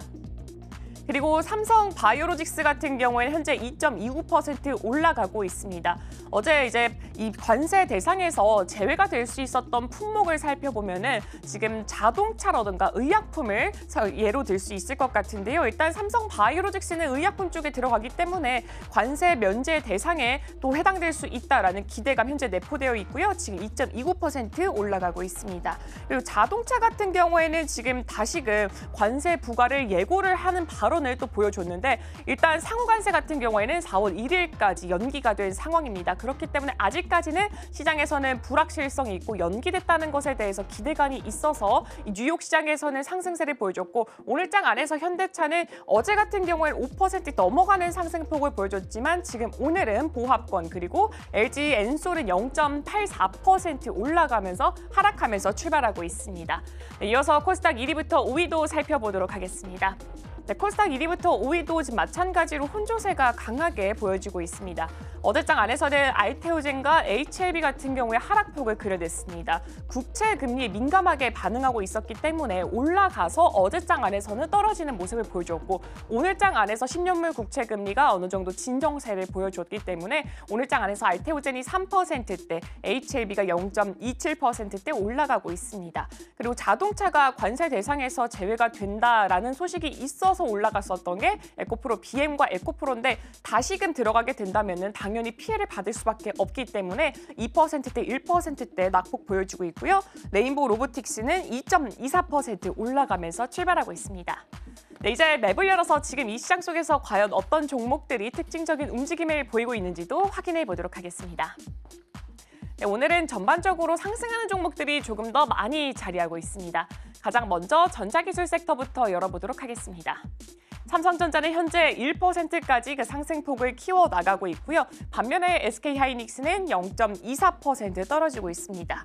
이 코츠 테크놀로지 같은 경우에는 한화 시스템과 지금 총 223억 규모로 이 공급 계약을 체결했다라는 소식이 있었습니다. 그리고 두산 퓨얼셀 같은 경우에는 이 벽산 엔지니어링과 연료전지 시스템 공급 계약을 체결했다라는 소식이 있었고요. 그리고 이수페타시스는 증권사에서 5공장 증설 가속화에 따라서 실적 성장이 전망이 된다라는 코멘트를 보셨습니다. 오늘장 안에서 주가 추이 살펴보시면 좋을 것 같고요. 한화 에어로스페이스가 1.7%, LIG 넥스원이 1%대, 그리고 KAI가 0.7%대. 오늘장 안에서 방산주들은 다소 부진하게 출발하고 있습니다. 이어서 다음 섹터 넘어가 보도록 하겠습니다. 네, 다음 섹터는 제조업 쪽 살펴보도록 하겠습니다. 네, 제조업 쪽 살펴봤더니 일단 대표적으로 배터리 종목들 LG 엔솔을 필두로 삼성 SDI, 에코프로 BM이라던가 이런 배터리 종목들 오늘장 안에서는 다소 부진한 흐름 그대로 보여주고 있습니다. 그리고 하나오션은 2%대 올라가고 있고요. HD 한국조선해양은 오히려 1.4%가 떨어지고 있습니다. 삼성중공업도 1%대 낙폭 형성하고 있습니다. 오늘장 안에서 조선주들도 혼조세를 강하게 보여주고 있습니다. 일단 남북 경협주들도 어제장에 이어서 오늘장까지 좀 주목을 받을 수가 있다라는 이 얘기가 나오고 있는데요. 트럼프 일기 때 대북 협상 담당이었던 앨리스 후커가 국무부 정부차관으로 또 임명이 됐습니다. 그는 2018년에서 19년을 되돌아봤을 때 싱가포르라던가 하노이 그리고 판문점 정상회담에서 굉장히 깊숙이 관여했던 인물이기 때문에 또 남북 경협주까지 주목받고 있으니까 이 부분도 참고해 보시면 좋을 것 같고요. 한미반도체 같은 경우에 현재 1.9% 올라가고 있습니다. 창사 이래 최대 규모로 자사주를 소각할 것이다라는 계획을 발표한 것이 모멘텀으로 작용되고 있습니다. 그리고 LS 주가 살펴보도록 하겠습니다. LS 일렉트릭은 현재 4.94% 정도 떨어지고 있습니다. 거의 5% 가까운 낙폭을 보여주고 있는데요. 이 미국의 빅테크와 데이터 센터 수주 개혁을 체결할 가능성이 크다라는 소식이 있었었죠. 어제장 안에서는 강세를 보여줬지만 오늘장 안에서는 거의 5% 가까운 낙폭을 형성하고 있습니다. 그리고 HD 한국조선해양 같은 경우에는 무탄소 선박을 만들 계획이다라는 소식이 있었습니다. 오늘장 안에서는 거의 1.7% 낙폭 보여주고 있고요. 하나오션은 1.9%, 거의 2%를 향해서 달려가고 있습니다. 그리고 지금 현대차 같은 경우에 보합권으로 출발했지만 현대모비스는 2%대 오름폭을 형성하고 있습니다. 이어서 다음 섹터로 넘어가 보도록 하겠습니다. 네, 다음 섹터는 의료기술 쪽 확인해 보도록 하겠습니다. 제약바이오 섹터, 미국의 10년물 국채금리와도 굉장히 밀접하게 연관이 되어 있었는데 어제장 안에서는 국채금리가 올라가면서 제약바이오의 투심이 어느 정도 좀 위축이 됐습니다. 간밤에 있어서는 국채금리가 다소 진정되는 모습을 보여줬고 오늘장 안에서는 지금 맵상에 있는 종목들 모두 다 상승부를 켜고 있습니다. 에이프릴 바이오 같은 경우에는 지난해 영업이익이 169억으로 나왔습니다. 전년 대비했을 때를 흑자 전환에 성공했다라는 소식이 있었고요. 알테오젠이 3.37%, SK바이오팜이 2%, 그리고 리가캠이 2%대 강한 상승세 보여주고 있습니다. 이어서 다음 섹터로 넘어가 보도록 하겠습니다. 다음 섹터는 금융업 쪽 살펴보도록 하겠습니다. 강하게 혼조세가 보여지고 있습니다. 지금 삼성생명이 4.78% 가장 강한 움직임을 보여주고 있고요. 지금 대장주 KB금융은 현재 0.5% 정도 떨어지고 있습니다. 그리고 하나금융지주도 0.3%대 하락세 보여주고 있습니다. 여기서는 또 가상화폐 관련주들의 움직임을 주시해 봐야 될 것 같습니다. 금융당국이 올해부터 법인의 가상자산 투자를 단계적으로 허용키로 했다라는 소식이 있었기 때문에 오늘장 안에서 가상자산 관련주들의 움직임 확인해 보시면 좋을 것 같습니다. 네, 이어서 다음 섹터 확인해 보도록 하겠습니다. 네, 다음 섹터로는 이송 배달 쪽 확인해 보도록 하겠습니다. 대한해운 한번 살펴보면 좋을 것 같습니다. 오늘장 안에서 대한해운이 과연 어떤 시세를 낼 수 있을지 보시면 좋을 것 같은데요.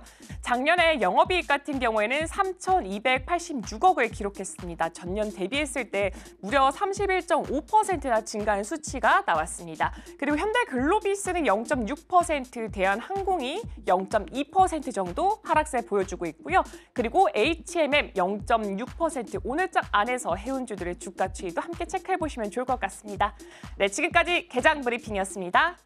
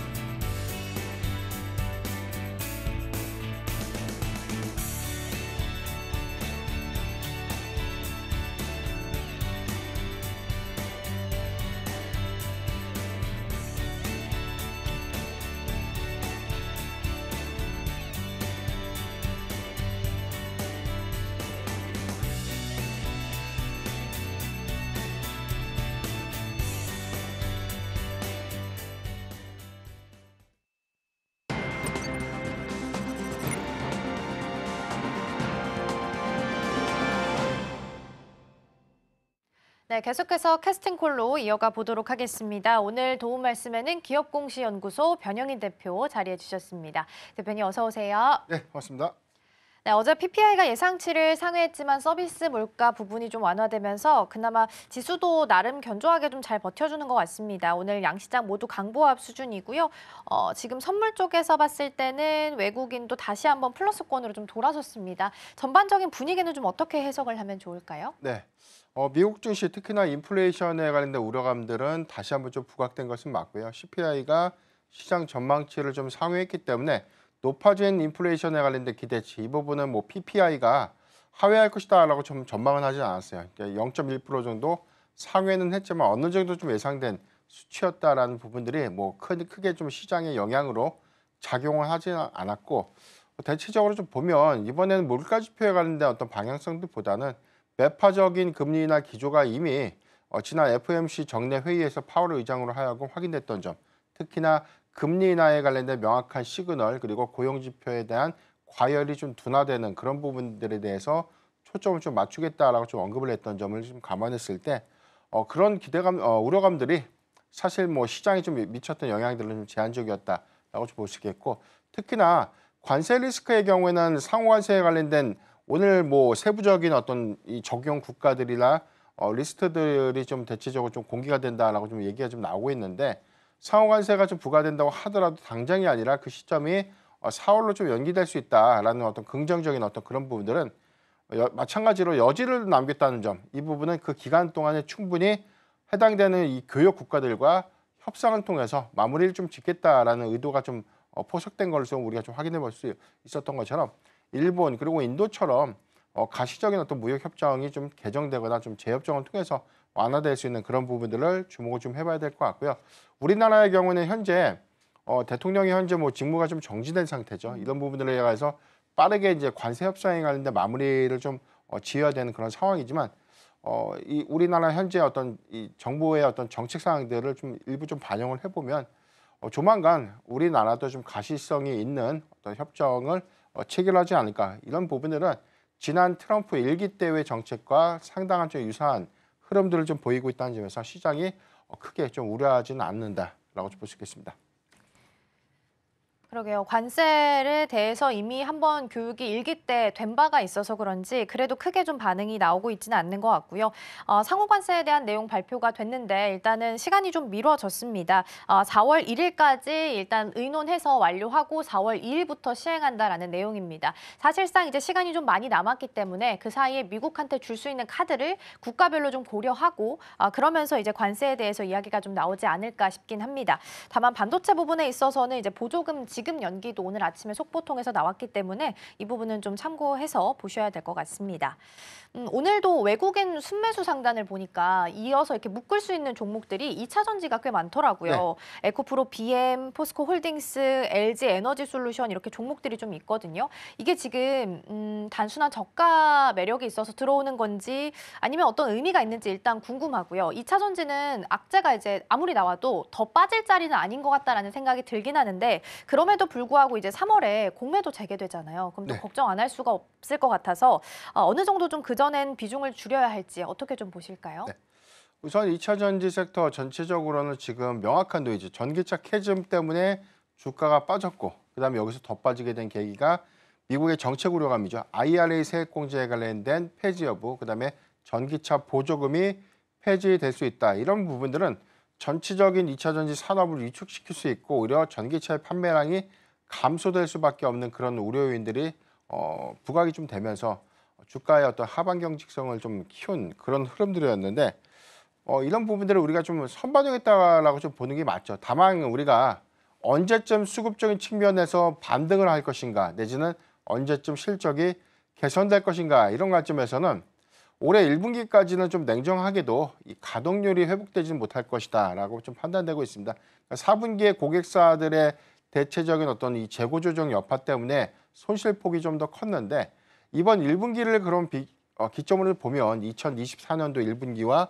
비교식으로 실적이 얼마만큼 증가됐는지 감소됐는지를 좀 판단해 볼 수 있는데 작년 1분기도 안 좋았지만 올해 1분기는 사실 지난해 1분기와 유사하거나 소폭 더 이익적인 어떤 이익 훼손들이 좀 더 심화될 수 있는 그런 부분들은 IRA 세액공제에 관련된 이 변화 여부, 특히나 IRA 세액공제가 축소되거나 만약에 폐지가 된다면 막대한 설비 투자, 막대한 투자 지출을 통해서 비용들이 들어가는데 이 부분을 좀 보존받지 못하게 된다면 적자의 폭이 더 늘어난다는 관점에서 우려감이 좀 커진다라고 좀 이해하시면 좋을 것 같고요.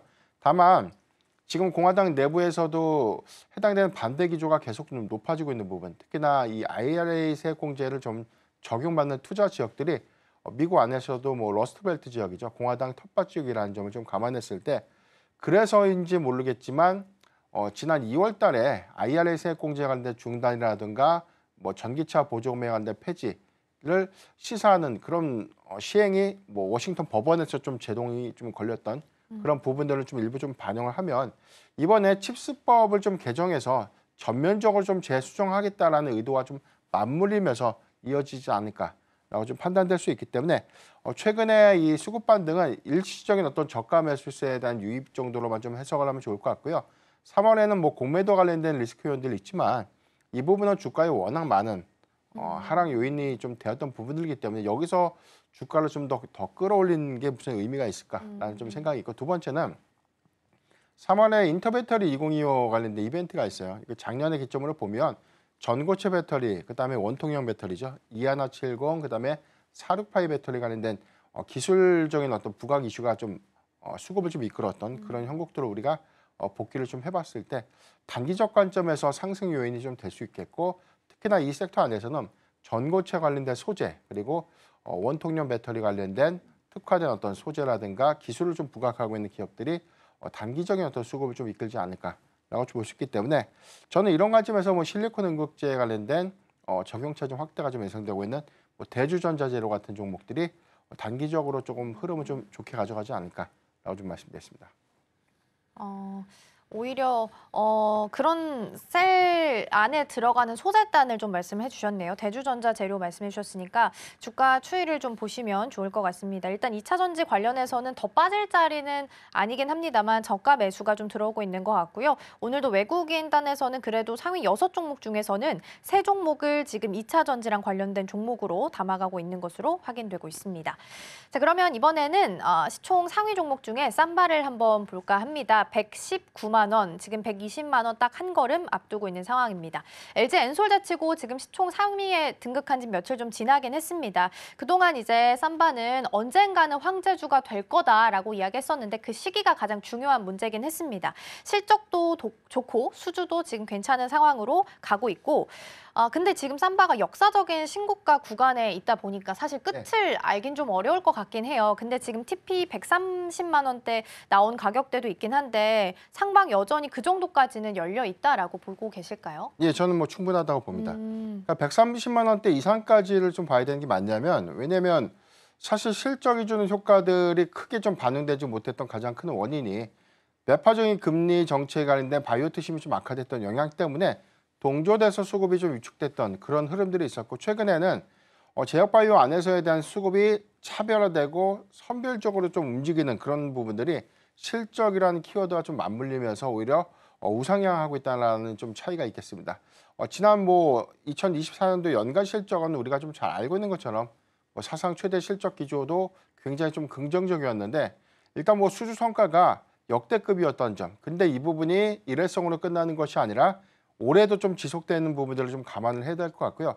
작년 하반기부터 4공장 램프업, 가동률이 좀 상향되면서 이익 기여가 좀 커졌는데 올해 5공장 가동이 됩니다. 이 부분은 이제 4월 시가동 통해서 뭐 본격적인 실적은 2분기 초 그리고 3분기에 좀 본격화되는 그런 부분들을 감안했을 때는 마찬가지로 5공장 선수주 물량들이 아마 올해 1분기 내지 2분기 초에 추가적인 수주 계약으로 좀 이어질 수 있겠다라고 볼 수 있겠고, 아직 명확하게 생물보안법에 대한 방향성이 확정되지는 않았지만 중국 규제가 그만큼 좀 심화되는 부분, 그런 부분들은 전반적인 어떤 이 빅파마들의 이제 국내 CDMO사들에 관련된 계약 건수가 증가될 수 있는 요인들이 최근에도 좀 많이 수주로 좀 증명되고 있는 그런 흐름들이기 때문에 삼성 바이오로직스의 경우에는 뭐 이 일전에도 뭐 계속해서 좀 강조를 좀 들었지만 저는 뭐 단기적 관점에서는 뭐 충분히 130만 원대까지는 좀 돌파가 가능한 자리가 아닐까라고 볼 수 있겠고, 중장기 성과로 보면 수주의 연동 성과, 그다음에 뭐 6공장, 7공장까지에 대한 계획 플랜들이 좀 있기 때문에 향후의 외형 가치 관점에서 삼성전자의 상승 여력은 전 더 충분히 좀 남아있지 않을까라고 좀 판단해 보겠습니다. TP가 한 130? 요 정도도 이야기가 좀 나왔었는데 일단 그거보다도 좀 더 상방이 좀 열려 있다라는 부분을 말씀해 주셨는데 TP 이야기가 나왔으니까 어제 화제가 좀 됐었던 핫한 종목이었던 것 중 하나가 또 이수페타시스였잖아요. 이제 앞으로 실적이 뭐 잘 나올 거다라고 이야기하면서 TP 높이는 종목 증권사 리포트들이 많이 있었어요. 한 5만 3천 원, 5만 5천 원 이야기들도 많이 나왔었는데 이수페타시스 같은 경우에는 유증 꼬리표를 떼고 이 또한 마찬가지로 TP로 제시되고 있는 5만 원대 이상 요 정도까지도 룸 좀 열려 있을까요? 아직 지금 4만 2천 원 선이긴 하거든요. 네, 이수페타시스가 좀 매수할 수 있는 좋은 자리였던 구간은 3만 원대였죠. 왜냐하면은 사실 제휴 인수, 그다음에 대규모 유상증자라는 것은 뭐 일단 이 부분이 시장의 단기적인 리스크 요인이 좀 됐던 게 인수 불확실성도 첫 번째가 좀 있었지만 두 번째는 막대한 주식수가 발행되는 부분들, 이 부분이 향후에 뭐 신주가 상장되는 시점에 이 주가 가치 해석이 좀 불가피했던 요인들이기 때문에 향후에 가치 반영 관점에서 굉장히 주가의 수급이 좀 둔화될 수 있다라는 우려감들이 좀 반영이 됐었고, 이 부분이 제2호 인수가 철회됐고 그렇다고 하지만 뭐 유상증자를 진행을 안 하는 것은 좀 아니고 전체 금액보다 좀 축소된 이 시설 투자에 대한 이 자금에 대해서는 유상증자를 좀 원한대로 좀 진행을 하게 되는 것이죠. 그렇다면 우리가 좀 생각해 봐야 되는 부분들은 신규적 관점에서 봐야 될 것인가, 아니면 유상증자 이후에 충분히 매물 소화가 좀 일어나고 난 이후에 접근을 하는 게 맞을 것인가라는 관점인데, 비슷한 사례로는 뭐 대한전선의 사례가 좀 있었어요. 과거에 주주배송 유상증자가 되고 난 이후에 전반적인 전력 수급 관련 종목들이 다 강했고 전선주가 굉장히 강했는데 수급 탄력도가 좀 떨어졌던 부분들은 많이 반영됐던 주식의 수가 부담으로 좀 작용을 했었고, 향후에 이 부분들은 점진적으로 좀 주가에 좀 반영을 좀 이루긴 했지만 다른 종목들에 비해서 상승 탄력도가 좀 초기에는 좀 둔화된 그런 차이점을 우리가 기억을 한다면, 이수페타시스의 뭐 지금의 뭐 기존 보유자 관점에서는 유상 신주를 좀 증자를 통해서 참여해가지고 평단을 좀 낮추는 그런 전략은 좀 맞을 것 같고요. 신규적 관점에서 저는 지금 접근보다는 신주가 향후에 상장되고 난 이후에 충분한 매물 소화를 좀 거치는 과정을 확인하고 난 이후에 접근해도 좀 늦지 않는다. 다만 이수페타시스의 올해 전망들은 굉장히 좀 긍정적이고 4분기에 우리가 실적의 성과로 좀 증명됐던 AI GPU형 MLB 기판이죠. 대면적 기판에 들어가는 이런 부분들에 관련된 수요는 앞으로 좀 계속해서 증가될 수 있는 요인들 좀 감안해 보면 뭐 성장에는 이견은 좀 없지만 단기적 관점의 주가 가치 희석은 불가피하다는 점 참고하면 좋을 것 같습니다. 그렇군요. 그렇다면 이제 보유하고 계셨던 분들은 오히려 유증에 참여하면서 평단을 좀 낮추는 전략, 그리고 신규로 보신다는 분들은 매물 소화까지 다 확인한 후에 접근을 하셔야 될 것 같고요. 일단 이수페타의 최대 고객이 구글입니다. 근데 구글 쪽에서도 캐펙스 투자를 늘린다라고 이미 이야기를 한 바가 있어서 앞으로 이제 나아가는 쪽에 있어서는 이견이 없지만 주가에 있어서 계속 노이즈나 이런 부분을 좀 고려를 하면서 가셔야 될 것 같습니다. 어제 또 많이 올라왔던 쪽 중에 하나가 철강 쪽이 있었습니다. 여기는 호재도 악재도 같이 있는 상황이에요. 일단 관세 발목이 악재로서 작용하고 있긴 합니다만 또 일각에서 보면은 관세나 물류비 다 떼고 보더라도 미국 제품보다 한 8% 저렴하다라는 시각들도 있더라고요. 그리고 쿼터제가 폐지되면 수출량도 늘어날 수 있어서 오히려 좋을 수도 있다라는 시각들도 있어서 지금 재건에 대한 이슈도 기대감도 같이 붙어 있는 상황 속에서 보유하신 분들 오랜만에 좀 시세 돌고 있잖아요. 근데 이때 정리를 좀 어느 정도 해야 될까요? 철강주를 좀 바라보는 부분, 특히나 시황이 좀 악화됐던 부분들을 우리가 더 주목을 좀 해봐야 될 것 같아요. 미국에 관련된 쿼터가 제한적이었기 때문에 실적이 나빴다가 아니라 전반적인 이 철강 수요가 계속해서 좀 둔화됐던 부분들은 글로벌 시황은 뭐 우리나라뿐만이 아니라 뭐 철강 최대 생산국이죠. 중국의 경우에도 비슷한 유형으로 좀 발전이 됐던 점. 이 부분은 뭐 가격이 좀 상승했던 요인들도 다소 좀 제한적인 부분들이 수익 지표를 좀 하회시키는 원인이 좀 됐었고, 이 부분은 관세가 추가적으로 한 25%가 이제 우리나라도 예외 없이 좀 부과가 된다. 이 점이 과연 이거를 악재로 좀 인식할 것인가, 아니면 반대로 쿼터 제한이 해제되는 것이기 때문에 기회로 좀 볼 것인가, 이 해석의 차이는 좀 있는데 그래도 무관세가 좀 좋았겠죠. 오히려 전자가. 그렇죠. 전체적으로 봤을 때는 미국에 공급되는 양의 총량 제한은 있어서도 무관세가 주는 기업의 이윤폭들은 좀 더 완화될 수 있는 기조를 우리가 감안을 좀 해봐야 될 것 같은데 다소 저는 좀 긍정적인 기대 요인들은 관세를 좀 논외로 하고 업황 관점에서 미국은 대규모 인프라 투자를 좀 계획하고 있죠. 특히나 트럼프 대통령이 좀 공약으로 좀 제시했던 미국의 10곳 이상의 뉴시티 건설 계약들, 그리고 이 부분은 뭐 항만이라든가 도로, 뭐 다리 같은 대규모 기간 산업에 막대한 이제 투자를 활용하겠다라는 부분들은 뭐 건설 수요도 좀 긍정적인 좀 원인이 될 수 있지만 이에 따른 철강 수요도 좀 증가될 수 있는 요인들이고 조선업이 호황기를 좀 보여주고 있는 그런 부분들을 좀 감안해 보면 철강의 안정적인 수요도 우리가 좀 예상해 볼 수 있는데 다만 우리가 좀 철강주 안에서는 미국 안에 철강 기업들, 그러니까 뭐 전체적인 어떤 후판이라든가 좀 관광 기업들에 대한 대형 제철소는 미국에 좀 진출하는 그런 사례가 없지만 뭐 피트 관련된 기업들의 일부는 미국 안에서 생산 공장을 좀 보유하고 있기 때문에 그런 기업들은 상대적으로 이제 관세의 어떤 이 리스크에서 자유스러울 수 있는 그런 부분들 감안을 해야 될 것 같고요. 전체 기조는 사실 이게 좋다 나쁘다에 대한 해석보다는 중장기 관점에서 인프라 투자가 더 늘어난다는 부분들은 분명 철강 업황에는 좀 좋은 이야기지만 관세가 25% 증가된다는 부분들은 부담이 될 수밖에 없기 때문에 하지만 이 부분은 향후에 협상을 통해서 어느 정도 좀 완화될 수 있거나 마무리될 수 있는 그런 긍정적인 기대 효과도 한번 주시를 해봐야 될 것 같습니다. 네, 오랜만에 이쪽도 어쨌든 시세는 좀 돌고 있는 것 같습니다. 트럼프 대통령이 인프라 개선한다라고 이야기를 했기 때문에 그렇다면 건설이나 철강에 대한 수요가 늘어날 수 있고 그럼 저 중장기적으로 봤을 땐 오히려 좀 좋게 판단을 좀 할 수 있을 것 같습니다. 다만 관세가 악재로 작용한다라고 말씀해 주셨기 때문에 협상이 뒤어서 나오게 되는지 좀 보셔야 될 것 같습니다. 우리 정부 측에서는 중국산 후판 반덤핑 관세 매길지 말지 요거는 20일 날 논의한다라는 일정도 있습니다. 다음 주 목요일이니까요. 이 부분도 같이 체크해 보시면 좋겠습니다. 자, 그럼 계속해서 오늘 상위 테마들 이어서 함께 확인해 보시죠.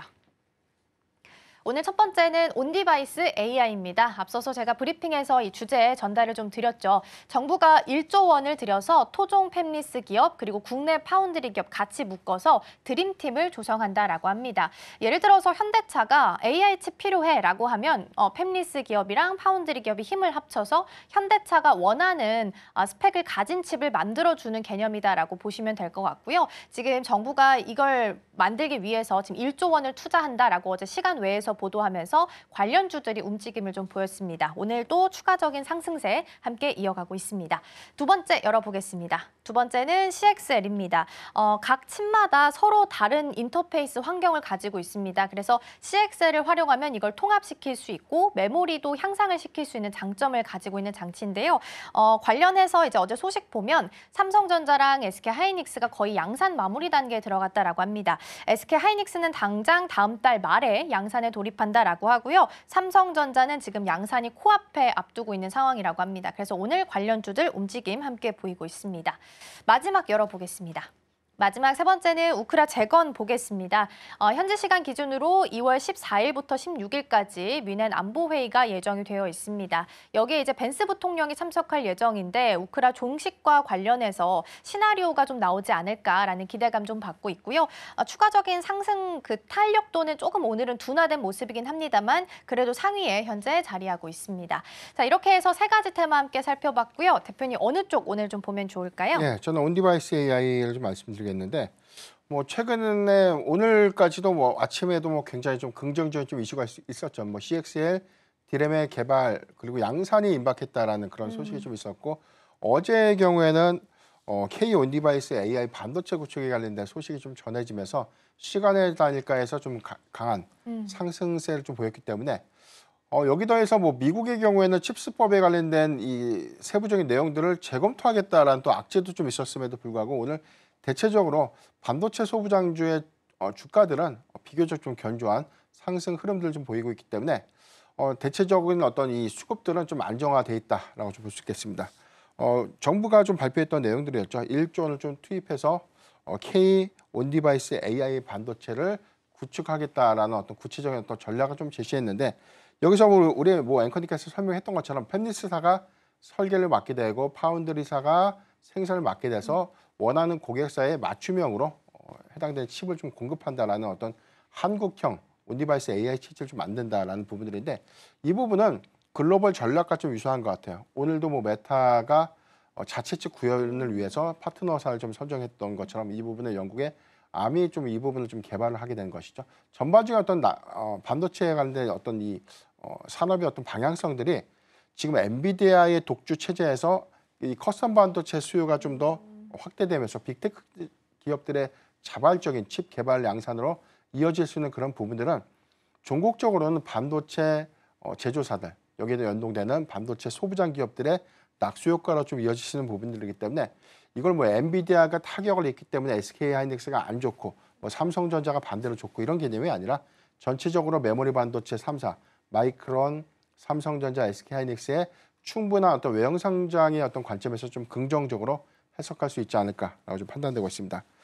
일단 뭐 정치 리스크에 관련된 연장선상 때문에 지금 K칩스법에 관련된 이 국회 통과도 현재 계속해서 좀 지연되고 있는 그런 부분들인데 이 부분은 다음 주에 여야정 국정협의 회의에서 처음으로 좀 논의가 좀 될 것이다라는 어떤 전망들이 좀 나오고 있고요. 여기서 최종적으로 좀 통과될 수 있는 그런 부분들은 각 기업들이 받는 이제 세액공제액으로 인한 이익 개선으로 좀 일부 이어질 수 있는 그런 긍정적인 기대 요인들도 좀 있기 때문에 이 부분을 좀 주목을 좀 해봐야 될 것 같고 대체적으로 이 딥시크 출시 이후에 전반적인 어떤 수급 체계 특히나 뭐 AI 하드웨어 업종들에 대한 방향성들이 굉장히 좀 부재했었는데 빅테크 기업들의 이 실적 발표 이후에 오히려 캐펙스 관련된 지출이 뭐 작년보다 한 40% 정도 좀 상향되는 그런 투자 계획들이 좀 더 구체화되는 그런 부분들 그리고 AI 인프라 투자가 좀 가속화되는 스타게이트 프로젝트가 본격화를 좀 이루게 된다면 이 부분은 해당되는 어떤 개발 참여사들에 대한 기대 요인들로 충분히 좀 이어질 수 있기 때문에 저는 뭐 이 반도체 섹터의 경우에는 지난 수급보다는 좀 완화 기조를 좀 보일 가능성이 좀 있겠고 몇몇 종목의 경우에는 이전 신고가를 좀 경신할 수 있는 그런 기대 요인들을 좀 감안했을 때 저는 이제부터는 조금 편안하게 좀 봐야 되는 그런 구간이 좀 되지 않을까라고 좀 볼 수가 있겠습니다. 하나 더 주목해 볼 포인트가 삼성전자가 지금 이 적자를 좀 기록했던 파운드리 부분에 관련된 셧다운을 이제 전격적으로 좀 해제한다라는 소식이 좀 전해졌기 때문에 하반기 가동률이 좀 상향될 수 있는 그런 부분들은 실적의 개선 관점에서 긍정적이다라고 볼 수 있겠고 특히나 레거시 부분에 관련된 업황 회복에 관련된 우려감들이 있지만 이 부분은 수요가 개선될 수 있는 시그널을 한 번 더 좀 내포한다는 그런 의미를 좀 우리가 해석해 봤을 때 견조한 AI 모멘텀 여기에 부과되고 있는 추가적인 범용 반도체 수요 개선 부분들 이 부분과 맞물리면서 올해는 일단 리스크 요인에서 좀 탈피하면서 수급적인 어떤 개선 충분히 좀 이루어지지 않을까라고 좀 판단하고 있습니다. 안 그래도 그 말씀을 좀 여쭤보고 싶었어요. 삼성전자가 이제 파운드리 셧다운 해제한다라고 했기 때문에 실제적으로 다른 이제 호재들이 좀 연이어서 나와주고 있다 보니까 톤도 살짝 변하고 있는 것 같긴 하거든요. 그리고 이제 국내 파운드리 기업 중에선 삼성전자가 들어갈 게 이제 가장 유력하게 거론이 좀 되고 있다라고 하니까 삼성전자를 보면 지금 톤이 살짝 바뀐 것 같긴 하고 오늘 투자자별 매매 동향을 봐도 JP모건이 오늘 좀 창구 상위에서 이름을 좀 올리고 있는 상황이고 외국인 보유 비중도 다시 50%대로 돌아왔거든요. 네. 이게 지금 의미가 있는 건지 궁금해요. 확실히 이전보다는 외인 수급이 개선된 것은 우리가 체감을 할 수 있었죠. 너무나 외인이 많이 팔았기 때문에 최근 한 두세 달 동안은 거의 뭐 산 적이 없다고 좀 보는 게 좀 맞을 것 같고 그러니까 1월 들어와서도 과연 몇 번이나 샀나 이런 생각을 했는데 2월 기조에서는 외인의 수급세가 그래도 많이 반영되고 있는 그런 긍정적인 측면들을 확인할 수 있었다. 이게 과연 이제 저점인가라는 관점에서 해석을 해보면 지금 구간도 사실 이게 많이 올라온 구간인가라는 의문이 좀 있어요. SK하이닉스가 20만 원대를 상회한 이후에 뭐 20만 원대를 이탈했지만 다시금 재차 20만 원대를 좀 회복하면서 현재 20만 원대라는 이 지지선을 좀 탄탄하게 좀 지지해 주는 것과에 대한 차이가 있고 삼성전자는 약간 이런 개념과 좀 동일시 봤을 때 6만 한 3천 원에서 6만 5천 원대는 탄탄하게 좀 지지를 좀 해줘야 되는 것이 아닌가라는 의구심이 좀 있지만 올해 가시성 있는 AI 관련된 양산 계획 같은 것들 여기 양산 공급량들이 증가될 수 있는 부분들 특히나 HBM4에 관련된 기술 선전 부분들에 관련된 기대 요인들 특히나 이번 파운드리의 재개 부분들은 사실 HBM4에 관련된 두뇌 역할을 하는 로직 다이에 관련된 양산 개발들이 좀 더 본격화된다는 것을 좀 의미하는 것이기 때문에 이제 밥을 안 쳐서 밥이 익어가는 시간을 준비를 하는 그런 모습들이 좀 되지 않을까라고 좀 볼 수 있기 때문에 항상 반도체 산업의 경우에는 6개월에서 9개월 정도에 대한 이 주가를 선행해서 반영합니다. 그러니까 업황이 안 좋은 것을 미리 반영했지만 하반기 업황이 개선되는 것들을 좀 감안했을 때는 2월과 3월부터는 계속해서 점진적으로 좀 모아가시는 구간이 좀 되지 않을까라고 좀 말씀드리겠습니다. 그렇게 본다면 삼성전자를 보유하고 계신 분들한테는 굉장히 희망적인 메시지가 아닐까 싶습니다. 반도체가 6에서 9개월 정도 선행한다라고 본다면, 그리고 지금 구간이 이제 막 밥을 안 치기 시작했으니까 이제 뜸들일 시간도 기다려줘야 되잖아요. 그렇다면 조금 더 시간을 갖고 긴 호흡으로 본다면 지금보다도 더 빠른 상승세를 좀 보이지 않을까 싶습니다. 일단 확실히 53,000원에서 55,000원 이 선은 계속해서 자사주 매입이나 소각을 통해서 바닥은 좀 확인을 해주고 움직임을 보이고 있지 않나 싶습니다. 삼성전자 최근 들어서 그래도 5일선 타고 계속 예쁘게 그림 그려가고 있는 자리에 놓여 있습니다. 자, 삼성전자까지 살펴봤고요. 오늘 대표님은 여기서 보내드리도록 하겠습니다. 오늘 말씀 고맙습니다.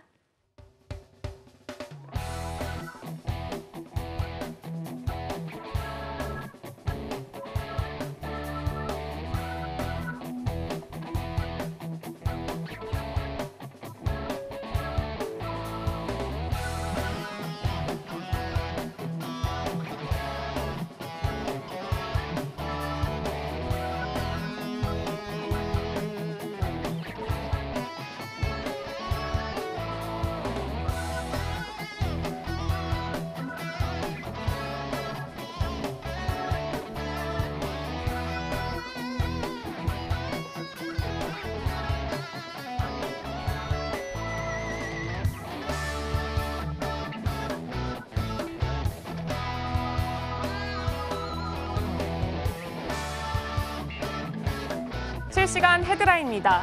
2차 전지주가 장 초반 약세를 보이고 있습니다. 트럼프 대통령이 오는 4월 상호 관세 부과를 예고한 가운데 자동차에도 관세 부과 방침을 재확인하면서 투자 심리가 악화한 것으로 풀이됩니다. 에코프로 대주전자재료, 엔캠, 에코프로, SK이노베이션, LG 에너지솔루션 등이 하락하고 있습니다. 이어서 다음 소식입니다. 파격적인 배당 정책을 내놓은 레드캡 투어가 급등세를 이어가고 있습니다. 장중 14,270원까지 오르면서 52주 신고가를 기록하기도 했습니다. 전날에도 레드캡 투어는 가격 제한폭 상단에서 거래를 마쳤습니다. 주가가 급등한 배경에는 대규모 배당이 있는데요. 보통주 1주당 2,000원의 현금 배당을 결정하자 매수세가 몰렸습니다. 시가 배당률은 22.1%에 달합니다. 시가 배당률은 배당 결정을 한 직전 거래일부터 과거 일주일간의 종가 평균과 배당금을 비교한 수치입니다. 다음 소식입니다. 바이오테크 기업 오름 테라퓨틱이 공모가 대비 40%대 강세를 시현하면서 코스닥 시장에 데뷔했습니다. 오름 테라퓨틱은 이중정밀 표적 단백질 분해 기술을 통해서 암 치료법을 개발하고 있습니다.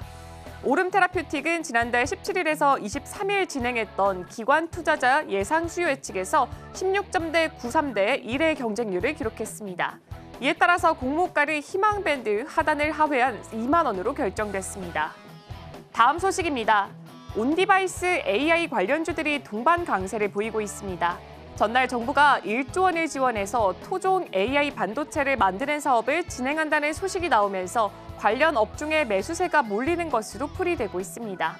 업계에 따르면 산업통상자원부는 K-온디바이스 AI 반도체 사업을 통해서 이번 주까지 기업들의 수요를 맡고 오는 5월에는 민간 대표 기업을 선정할 계획입니다.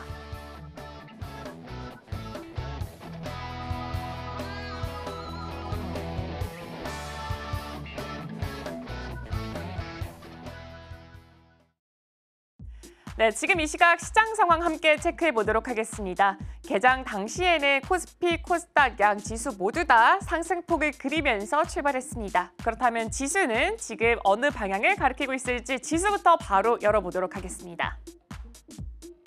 네, 현재 마찬가지로 지금 상승불 그대로 켜고 있습니다. 코스피는 0.03% 올라가면서 2,583포인트 선 지나가고 있고요. 그리고 코스닥 같은 경우에도 0.53% 상승하면서 753포인트 선에서 출발한 거래가 진행되고 있습니다. 투자자별 매매 동향도 함께 체크해 보도록 하겠습니다. 가장 먼저 유가증권 시장입니다. 오늘 같은 경우에는 개인과 기관 투자자가 나란히 매수를 보여주고 있습니다. 특히나 개인 투자자가 1,248억 매수 우위를 보여주고 있고요. 반면에 외국인 투자자가 물량을 좀 덜어내고 있습니다. 지금 물량을 1,533억 정도 매도하고 있는 것으로 보여지고 있습니다. 코스닥도 함께 살펴보도록 하겠습니다. 네, 코스닥도 방향은 똑같이 그려내고 있습니다. 개인과 기관 투자자가 함께 담아내고 있고 특히나 개인 투자자가 매수 우위 점하고 있습니다. 466억 정도 매수 보여주고 있고요. 반면에 외국인 투자자가 물량을 또 뱉어내고 있는데 282억 정도로 추정되고 있습니다. 업종별 등락도 함께 체크해 보도록 하겠습니다. 가장 먼저 유가증권 시장인데 일단 음식료품과 의약품이 강한 상승세 보여주고 있고요. 특히나 지금 의약품 쪽에서는 1.4% 오름폭을 형성하고 있습니다. 반면에 섬유의복이라던가 종이 목재 그리고 화학 쪽에서는 그래도 낙폭이 계속해서 이어지고 있습니다. 다음 업종들도 살펴보도록 하겠습니다. 다음 업종 살펴봤더니 지금 기계 쪽에서 3.51% 굉장히 큰 폭의 상승률을 보여주면서 전반적으로 지수를 끌어가는 업종으로 보여지고 있고요. 비금속 광물이 0.36%, 철강과 금속에서 0.86%, 전기전자 0.16%, 운수장비가 1.62% 가장 낙폭을 크게 형성하고 있습니다. 코스닥 업종들도 함께 체크해 보도록 하겠습니다. 네, 코스닥 안에서는 혼조세가 짙게 보여지고 있고요. 기타 서비스가 2.1% 올라가고 있지만 제조와 유통은 소폭 상승세 그리고 건설과 금융은 0.7%대, 0.6%대 낙폭 그려내고 있습니다. 다음 업종들도 살펴보도록 하겠습니다. 다음 업종들은 지금 음식료, 담배를 제외하고는 모두 다 낙폭을 기록하고 있습니다. 이제 시가총액 1위부터 5위 살펴보도록 하겠습니다. 가장 먼저 유가증권 시장입니다. 네, 지금 일단 방향을 살펴보자면 방향 자체는 개장과 비교했을 때 크게 달라진 것은 없습니다. 반도체 투탑, 삼성전자, SK 하이닉스 같은 경우에는 지금 개장과 마찬가지로 삼성전자는 올라가고 있고 반면에 SK 하이닉스는 좀 떨어지고 있습니다. 삼성전자는 그래도 1% 안팎의 오름세 그대로 유지되고 있습니다. 삼성 바이오로직스는 지금 2%가 넘어가는 오름폭을 보여주고 있고요. LG 엔솔은 반면에 어제 올라갔던 그 상승폭 일부 반납하고 있습니다. 1.12%, 그래도 현대차 같은 경우에는 보합권 그대로 유지가 되고 있습니다. 이어서 코스닥 1위부터 5위도 체크해 보도록 하겠습니다. 네, 코스닥도 일단 방향 자체는 계속해서 유지가 되고 있습니다. 알테오젠이 거의 지금 4% 가까운 상승폭 보여주고 있고요. HLB 같은 경우에 5%를 넘겼습니다. 그리고 레인보우 로보틱스도 4.35%나 상승폭을 확대가고 있지만 에코프로 BM과 에코프로 그룹주들 같은 경우에 오늘장 안에서 어제장만큼 상승했던 그 폭 자체를 반납하는 분위기 연출하고 있습니다. 네, 그럼 이제 맵을 열어서 지금 이 시장 속에서 과연 어떤 종목들이 특징적인 움직임 보여주고 있는지 확인해 보도록 하겠습니다.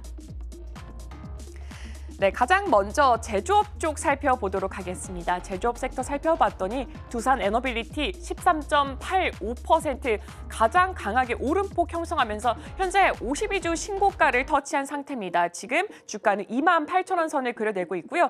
현대차는 보합권 그대로 유지가 되고 있지만 오히려 현대 모비스 같은 경우에 2.06% 그대로 오름폭이 형성되어 있습니다. 그리고 HD 현대중공업 같은 경우에는 지금 6%대 낙폭 보여주고 있고요. 한화 오션은 지금 2%대 하락폭 그려내고 있습니다. 지금 우리 시장 속에서 한화라는 글자가 붙게 된다면 오름폭을 크게 형성한다라고 어제까지는 그 공식이 통했었는데 오늘장 안에서는 그간 올랐던 움직임이 어느 정도는 지금 지지부진한 흐름으로 바뀌고 있는 모습 보여지고 있습니다. 배터리도 살펴보도록 하겠습니다. 지금 삼성 SDI가 0.47%, 에코프로 BM이 2.9%대 낙폭 그대로 유지되고 있고요. LS 같은 경우 LS 일렉트릭 쪽에서 6.27% 떨어지고 있습니다. 어제장 안에서 기대감의 상승폭을 꽤나 크게 그려냈었는데 오늘장 안에서는 그 상승폭 자체를 어느 정도 반납하고 있습니다. 한미반도체는 0.9% 올라가고 있고요. 현대 롯데미 1.25% 상승폭을 그대로 보여주고 있습니다. 이어서 다음 섹터로 넘어가 보도록 하겠습니다. 다음 섹터는 의료기술 쪽 살펴보겠습니다. 개장과 비교했을 때 그래도 지금 하락 전환한 종목들이 몇몇 개가 보여지고 있습니다. 삼천당 제약과 SK바이오사이언스가 지금 하락 전환한 상태입니다. 일단 휴젤 같은 경우는 역대 최대 실적을 보여줬기 때문에 오늘장 안에서 강세가 연출되고 있습니다. 그리고 일동제약 같은 경우에는 이 자회사의 폐섬유종 약이 FDA의 희소약품으로 또 지정됐다라는 추가적인 소식이 있었습니다. 네, 이어서 다음 섹터 넘어가 보도록 하겠습니다. 다음 섹터는 금융업 쪽 살펴보도록 하겠습니다. 금융업 쪽 상에서 이제 또 삼성생명 쪽 살펴보면 좋을 것 같은데요. 삼성화재 자회사 편입 신청에 강세를 그동안 쭉 그려왔었습니다. 오늘장 안에서 지금 삼성화재가 4%, 삼성생명이 6%대 오름폭 형성하면서 지금 각각 주가가 37만 4천 원, 9만 5,800원 선을 지나가고 있습니다. 네, 이어서 다음 섹터로 넘어가 보도록 하겠습니다. 다음 섹터로는 테크놀로지 서비스 확인해 보도록 하겠습니다. 네이버가 현재 1% 오름폭 보여주고 있고요. 카카오 같은 경우에 증권가의 컨센서스를 좀 밑도는 성적표를 갖고 오게 됐습니다. 오늘장 안에서 0.87% 떨어지고 있습니다. 크래프톤은 0.32% 하락하고 있고요. 넷마블 같은 경우에는 지금 0.53%, 시프트업이 0.47% 올라가고 있는데 넥센 같은 경우에는 4분기 실적이 조금 부진하게 나왔습니다. 하지만 매출 같은 경우에는 게임사 중 최초로 4조 원을 돌파했다라는 소식이 있었습니다. 그리고 컴투스 같은 경우에도 지난해 영업이익이 흑자 전환에 성공을 했다라는 이슈가 있었고요. NC소프트는 4분기 실적이 컨센을 좀 하회를 했습니다. 증권사에서는 한동안 신장 모멘텀의 공백기가 생길 것이다라는 다소 부정적인 전망치를 내놨으니까 이 부분도 체크해보시면 좋을 것 같습니다. 네, 지금까지 시장 브리핑이었습니다. 네, 오늘 외국인은 현물에서 빼고 있고요. 선물에서는 여전히 매수 포지션 찍혀 있습니다. 다행히 지수는 강보합 수준에서 잘 버티고 있습니다. 다만 우크라 재건 관련한 테마가 몇 분 사이에 분위기가 싹 바뀌었습니다. HD 현대건설 기계 관련해서 매도 리포트가 나오게 되면서 우크라 재건 관련주들 개장한 이후에 다시 한번 좀 분위기 바뀌고 있으니까요. 장중 내내 흐름 함께 보시면 좋겠습니다. 저희가 방송 중에 제공해드린 정보는 투자 판단을 위한 조언일 뿐 해당 종목의 가치와 수익률은 보장하지 않습니다. 저희는 다음 주 월요일에 돌아오겠습니다. 시청해주신 여러분 고맙습니다.